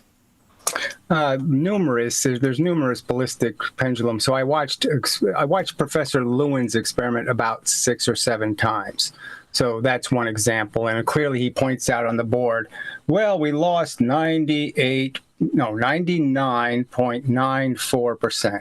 We lost 99.94% of the kinetic energy. So, I mean, it's a glaring omission that, gee, that's it? Less than 1/1000th of the energy. That's all, with all of our technology, that's all we could get out of the bullet is 1/1000th of the energy. All right. There you go. Eric Burns says, is it funny that I listened to this as I made a test for my students involving Galileo and Newton? Eric is a teacher. Okay, Tim Tully says, a meteor 5 miles from the Earth has been affected by Earth's gravity for hundreds of thousands of miles already. That's true. Affected how much? I mean, realistically, the gravity is the inverse square law, okay? So we're talking about minuscule amounts of gravity causing minuscule amounts of velocity. So compared to the rest of its velocity that it acquired someplace else, how much do you think the percentage-wise is the Earth's gravity? Oh, yeah, it's rather small, certainly, in comparison to the velocity it already has. Lord Luna's Pooh says, in college, I mastered in philosophy and literature. By that, I mean, I thought about reading a book. Astro Kate Sathax says, NASA engineer here. And yes, Astro Kate is a NASA engineer. She says, Tune is right. So there you go. When you're talking. Right about what? Well, I think it NASA probably. Engineer. Well, let me just ask the NASA engineer. You're saying that if I want to navigate in space, okay, I can't use momentum. I have to use kinetic energy. You're saying that when they landed the lunar module on the moon, the equation in the small, tiny computer was 1/2 mv squared, and it wasn't momentum. Well, Astro Kate, if you want to come on in the after show, send me a message. Let's see. Beyond Storm Chasing is wondering what you are smoking. I'm an old, long-time cigarette smoker. I can't afford cigarettes, so I have to do this vaping thing to get my little hit of nicotine now and then, and that's all there is to it. I'm addicted to nicotine. Sorry if it bothers you. All right. I don't care. Let's see. Here we go. Melodic Lyrics is, Gary, your definition of momentum is malformed. Photons have a measurable momentum and yet are massless particles. How can a velocity times 0 equal something greater than 0? All right, how can it have momentum if it has zero mass? So I'm just saying this is baby talk. I mean, it's just ludicrous to talk about it having momentum and no mass. So, if you want to believe that, go ahead and believe it. I say that's absolute rubbish. It's not science. It's not logic. It's not rational. It's nonsense. Well, it's been confirmed, so that's awesome. Oh, confirmed by what? You confirmed the weight of a photon? The equivalent. Yeah. Oh, please. Too ridiculous. I talked about it earlier. Too ridiculous. I'm sorry. You did not do any experiment ever to prove a friggin' photon has no mass. There's no such experiment. Well, I cited thousands of measurements. Oh, I'm sorry. There's no such experiment that a photon has no mass. Okay. Equivalent. That's equivalent. I'm sorry, but yeah, I just have to mock this. This is exactly why science goes wrong, is because people make up, oh, this is really great evidence. I wrote it on a chart. No, that's not great evidence. No, it's not that they wrote it on a chart. It's that they actually went out in the field and they actually did measurements. That's why it's great. You can't measure it. How do you measure its momentum and say it doesn't have a mass? It's just ridiculous. I weighed it on the scale and it doesn't weigh anything except the scale moved. How can you say something like that? All right, hold on. I'm making the after show public right now so people can see it. So, all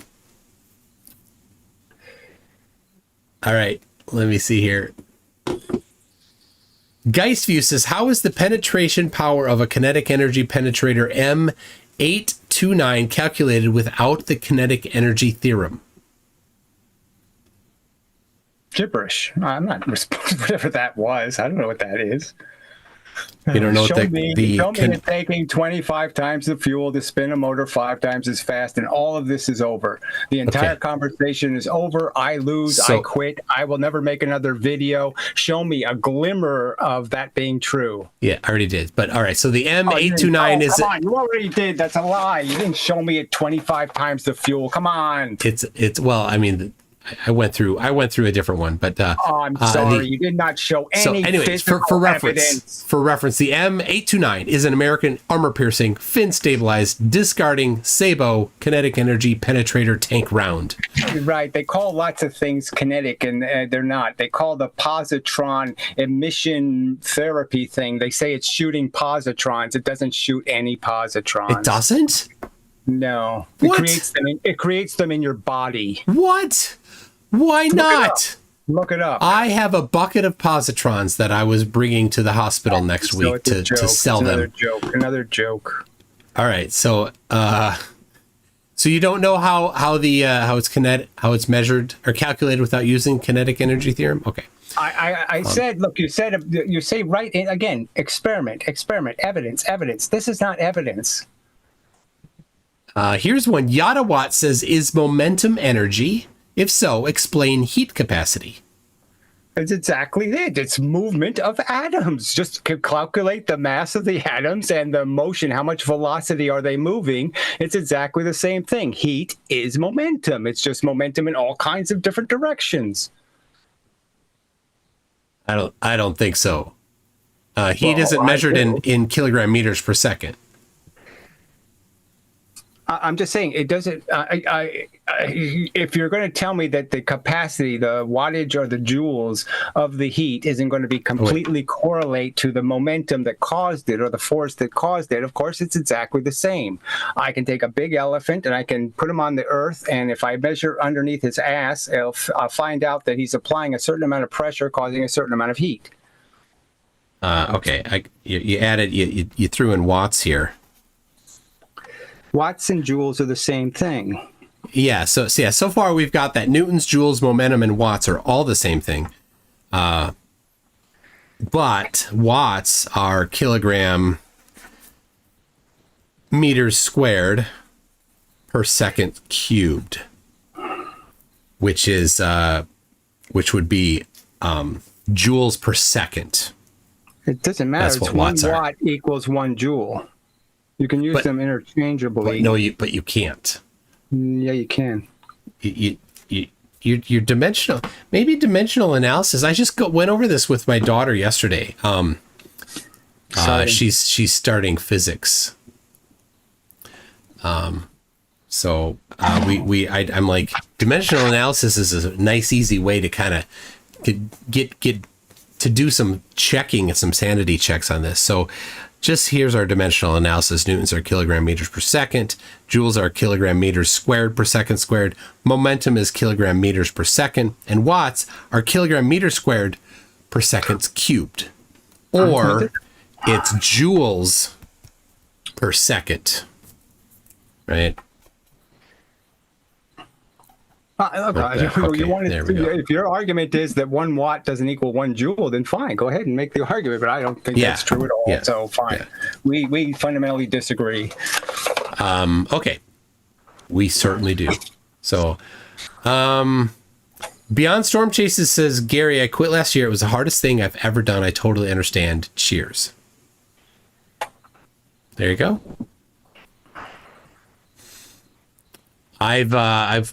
I'm happy that I haven't got stuck on that myself. Zoomy Tomato says, vapor to vapor. What flavor? I'm vaping strawberry. As you might have some indication, I don't have any interest in frivolous nonsense. I don't put any flavors in my nicotine. Okay. You'd think that Zoomy Tomato would have tomato flavored vape. What do you think of that, Zoomy? Oh, I can't imagine that. Peachy Tony says, momentum, energy, and force are not synonyms. And then some words. You cretinous non-entity. The momentum of photons is proven by radiation pressure. Photons have... I'm the one saying they have momentum. I'm the one saying they have a mass and a velocity. They're going the speed of light. They have some discrete tiny mass per as Einstein called it, per energy quanta. And yeah, that's the way the force works. The force has momentum. It has mass. You were just rejecting that. Anyway, photons have zero rest mass. They are never at rest. That's exactly. And they still have, it doesn't matter then. What's the point of playing a game? Oh, they have a rest mass. But they have zero rest mass, but they have mass when they're moving. Okay, I'm saying when they're moving, okay, then it's momentum and it's mass times their velocity. So whatever their fake mass is that you're giving them when they're not resting, I'm arguing that, yes, that's the same mass that creates the momentum. So it must be some kind of mass. You must be putting a mass number in or you'd get a 0 as an answer. So obviously when you do the calculation, even for mv squared, 1/2 mv squared, it still has an m in it for damn sure. So why don't you tell me how you put a 0 in there and everything works out just fine? It doesn't work. Yeah, you have to use the full equation. But Extra J is wondering how long does it take for 1 joule to equal 1 watt? I'm not going to bother. Okay, I'm just saying I'll go back and I'll play a Professor Lewin clip where he points out that 1 joule is 1 watt. But that's fine. If you want to say that's not true, it's okay with me. Okay. Lord of Luna's Pooh says, if they're all the same, why do we give them all the funny words? Why not call them Gronky Shripples? Oh, right. I can play you videos by a ton of physicists pointing out how ludicrous it is that physics has 17 different ways of measuring quantities of energy. So they laugh at their own physics because it has so many different ways of measuring the same thing. Yadawatt says watts is joules per second. A 60-watt light bulb is not 60 joules. To get the total joules, you need to multiply by time. By 1 hour, yeah. It's not complicated. Yeah, but you said they're the same thing. They're the same thing in terms of, yes, you have to give the time unit. So yes, of course, watts doesn't mean anything without time included. So they're not the same thing. If you want me to say a watt hour, okay, all right. You want to, I'm saying you can't legitimately say 9.8 meters per second squared because there is no frickin' second squared thing. It's 1 second. The ratio Newton drew was 9.8. Well, it was 16, whatever. Back to feet. that again. Okay. Well, it's the truth. We're back to it because it's the absolute truth. Oh my gosh. Okay. Kango44 says, Gary, do you know what a waveguide is? And I couldn't care less. Yeah, what is it going to have to do with anything? Okay, What does a waveguide have? A funnel. What does a funnel have to do with any of these conversations? Well, maybe we get to that in the second part here. He says holography and advanced optics used in commercial devices that you can buy disagree with your foolish proclamations. We can't measure photons. No, I get it. Why did I say we can't measure photons? Where I don't know. People that says we can't measure photons? Where in anything I said in this, whatever, how long it's been, why would some lunatic say I said we can't measure a photon? Why would they say something like that? Why would they put that stupid, nasty crap in my mouth when I didn't say anything like that? I don't know. I think there's a lot of confusion because you're might stem from the kind of haphazard treatment of units here, but all right. So, do you know this pentaxastine? Is that a familiar name? If I do, I don't care. I don't even care about my own commenters, let alone yours. Oh well, he seems to be one of yours. I'm interested in arguments. I think he's one of yours. So, pentaxastine says Gary gets a bad rap. His takes are worth discussion and debate. The Do Not God library of content is excellent. Well, that's a whole different channel about a whole different subject, so that's kind of bullshit for him to raise that. So fuck you for doing it because it doesn't have anything to do with physics, you dumb cunt. He seems to like you. Yeah, fuck him. Not interested. I'm here for the argument. I'm here to argue physics, okay? I'm not here to have fun or spin around circles and go, well, I'm a big jerky herky. No, I'm not here for buffoonery. All right. Let's see. PhD Tony says mass increases with velocity due to scaling by the Lorentz factor. This is observation. The argument. Nobody's talking about things moving half the speed of light or 3/4 of the speed of light, so that's irrelevant to this kinetic energy argument. Yeah, but you did bring it up briefly. So anyway, he continues. This is observably validated in particle accelerators. The Lorentz factor is infinite at the speed of light, the speed of photons. No point in talking about infinities, but whatever. I got no interest in his infinity theory. Well, infinity times 0 is 1, right? I have no interest in any notion that infinity times anything is anything. Infinities are nonsense. So you want to believe in infinities? Go ahead and believe in them. I think they're a blight on logic. I was just trying to give the purists a little bit of an aneurysm there by saying that. All right. Let's see. William Foley is wondering where the physics book hurt you. Do I have a? Well, I don't have a physics book here. I've got my electromagnetism book here from university. I don't think there was anything wrong with my education. All right. Frankly, I Time Life made some books on biology and physics and different subjects, and they were pretty good little things telling you about the basics truth.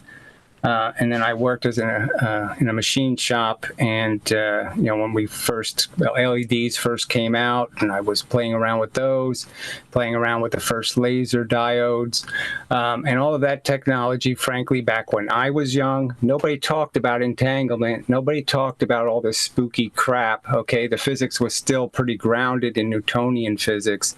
So you think I missed out because I don't believe in your wooicles popping in and out of existence? Well, yeah, I don't. All right, I'll read one more here, and then I'm gonna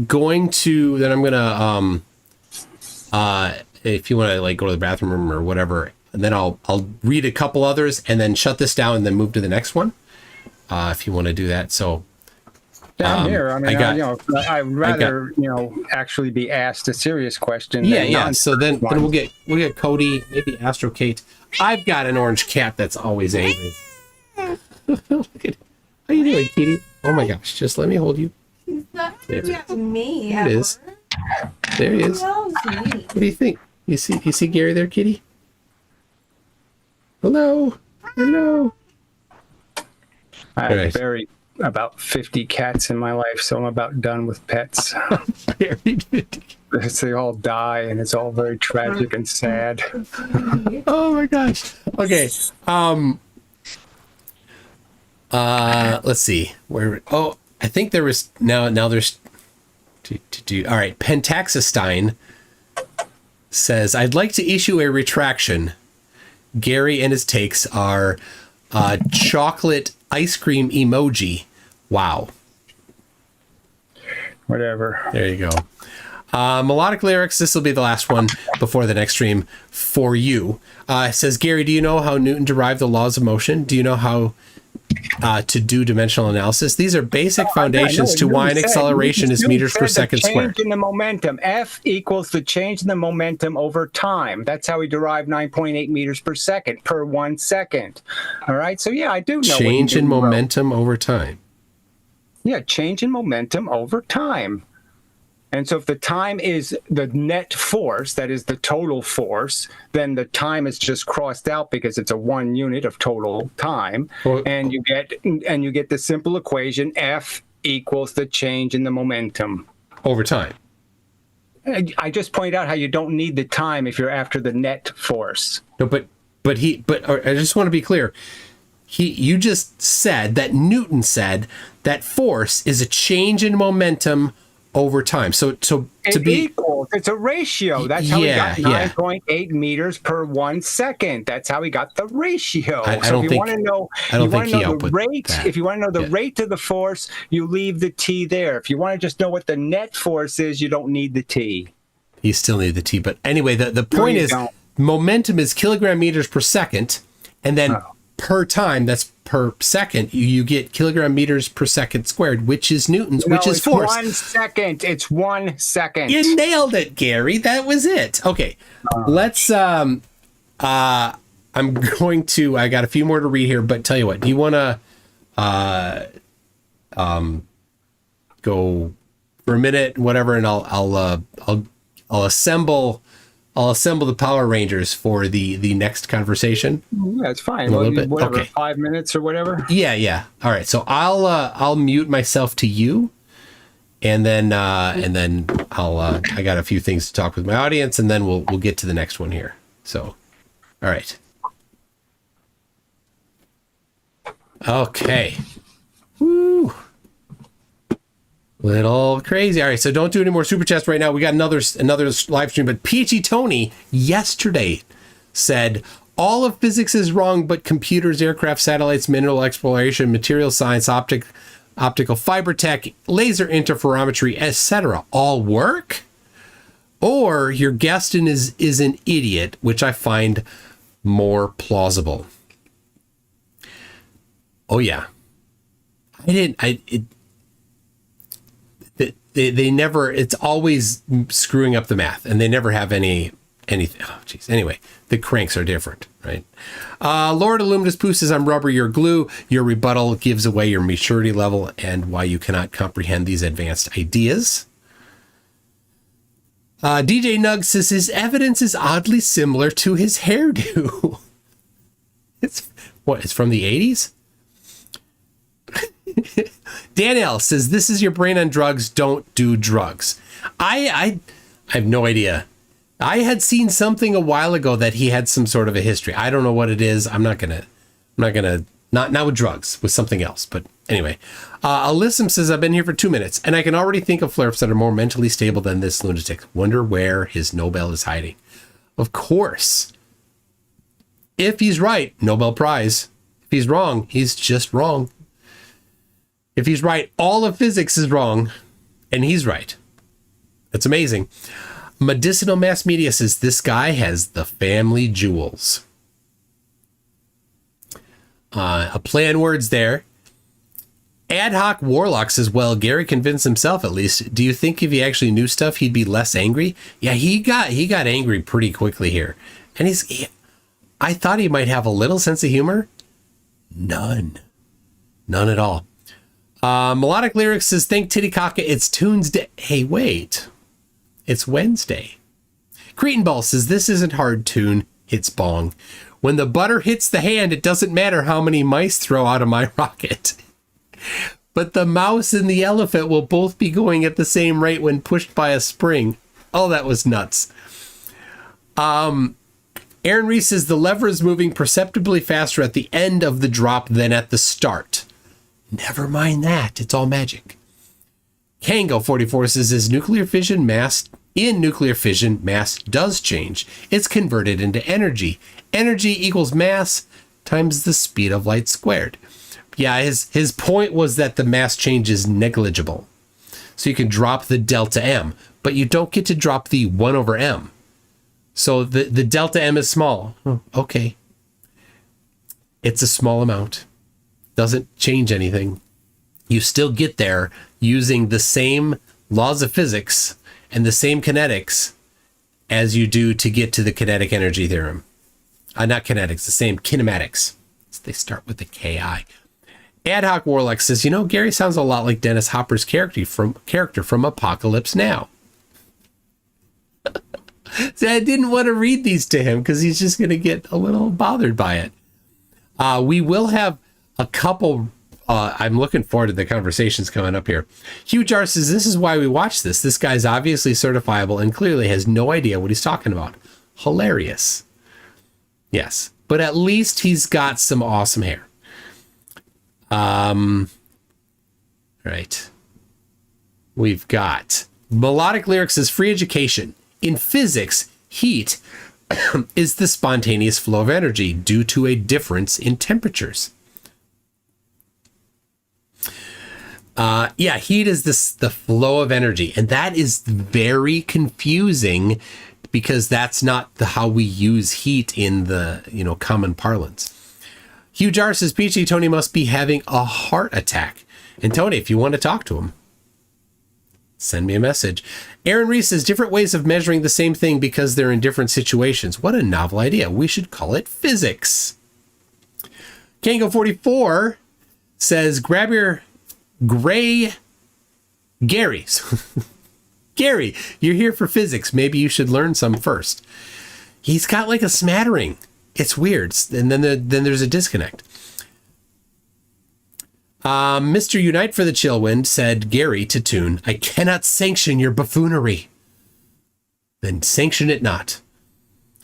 William Foley says, this flurf is the perfect blend of ignorance and arrogance. Not a flurf, but not a flat earther. But I think the term flurf applies broader than just flat earther. The laws of flurf apply to more than just flat earthers. So Lord Illuminous Poo says, I never skip leg day once a week. I spend the day taking photos of chicken legs, raw chicken. I just like the way they look. Now, where did I put my meds? So, okay, that is the super chats there.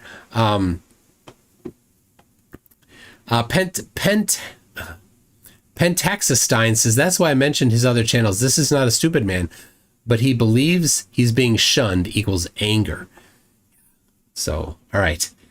A flurf in spirit. Yeah. Okay. People, thank you very much. Get ready for the next stream. If people want to drop in the chat right there, the next stream. And if you are interested, we can maybe have 4 or 5 people. We'll have a chat. So Very exciting. all right, Gary, I'm wrapping it up to 2-3 minutes, and then we're ready to go. Whatever. All right, get the outro. All right, people, see you in a little bit. Here we go. MC2, drop that beat. All right, let it flow. Let yourself go. So I know that is the tempo. So, yeah, let's do this. So, Let's do this. Yo, it's MC2, the debunking tycoon. I shatter flat earthers, make them face the moon. Your attempts are decent, but they'll swoon in the face of my logic like a deflated balloon. Oh, MC2, the one to soon part tunes. I'm the real say, send it first to their views. Your theories are like old brews, sweeping ignorance or just spreading the views. FDFE stands for fumbling the facts evidently. I drop truth bombs so splendidly. Your approach is soft, mine's unrelenting. I bring the science while you're just venting. Funky tune, the finger with silver spoon. I have some pseudoscience, make them change their tune. You're the sidekick, I'm the room. When it comes to debunking, I'm the room.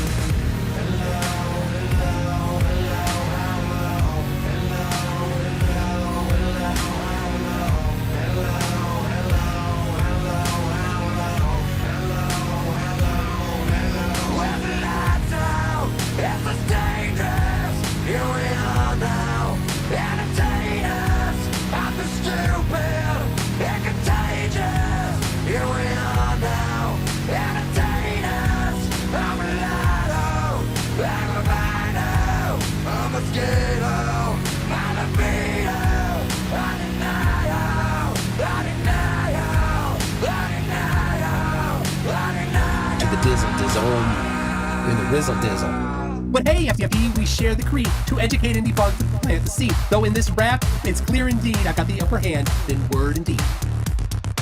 All right, hold on a second. The Zoom call died. Everything died. No.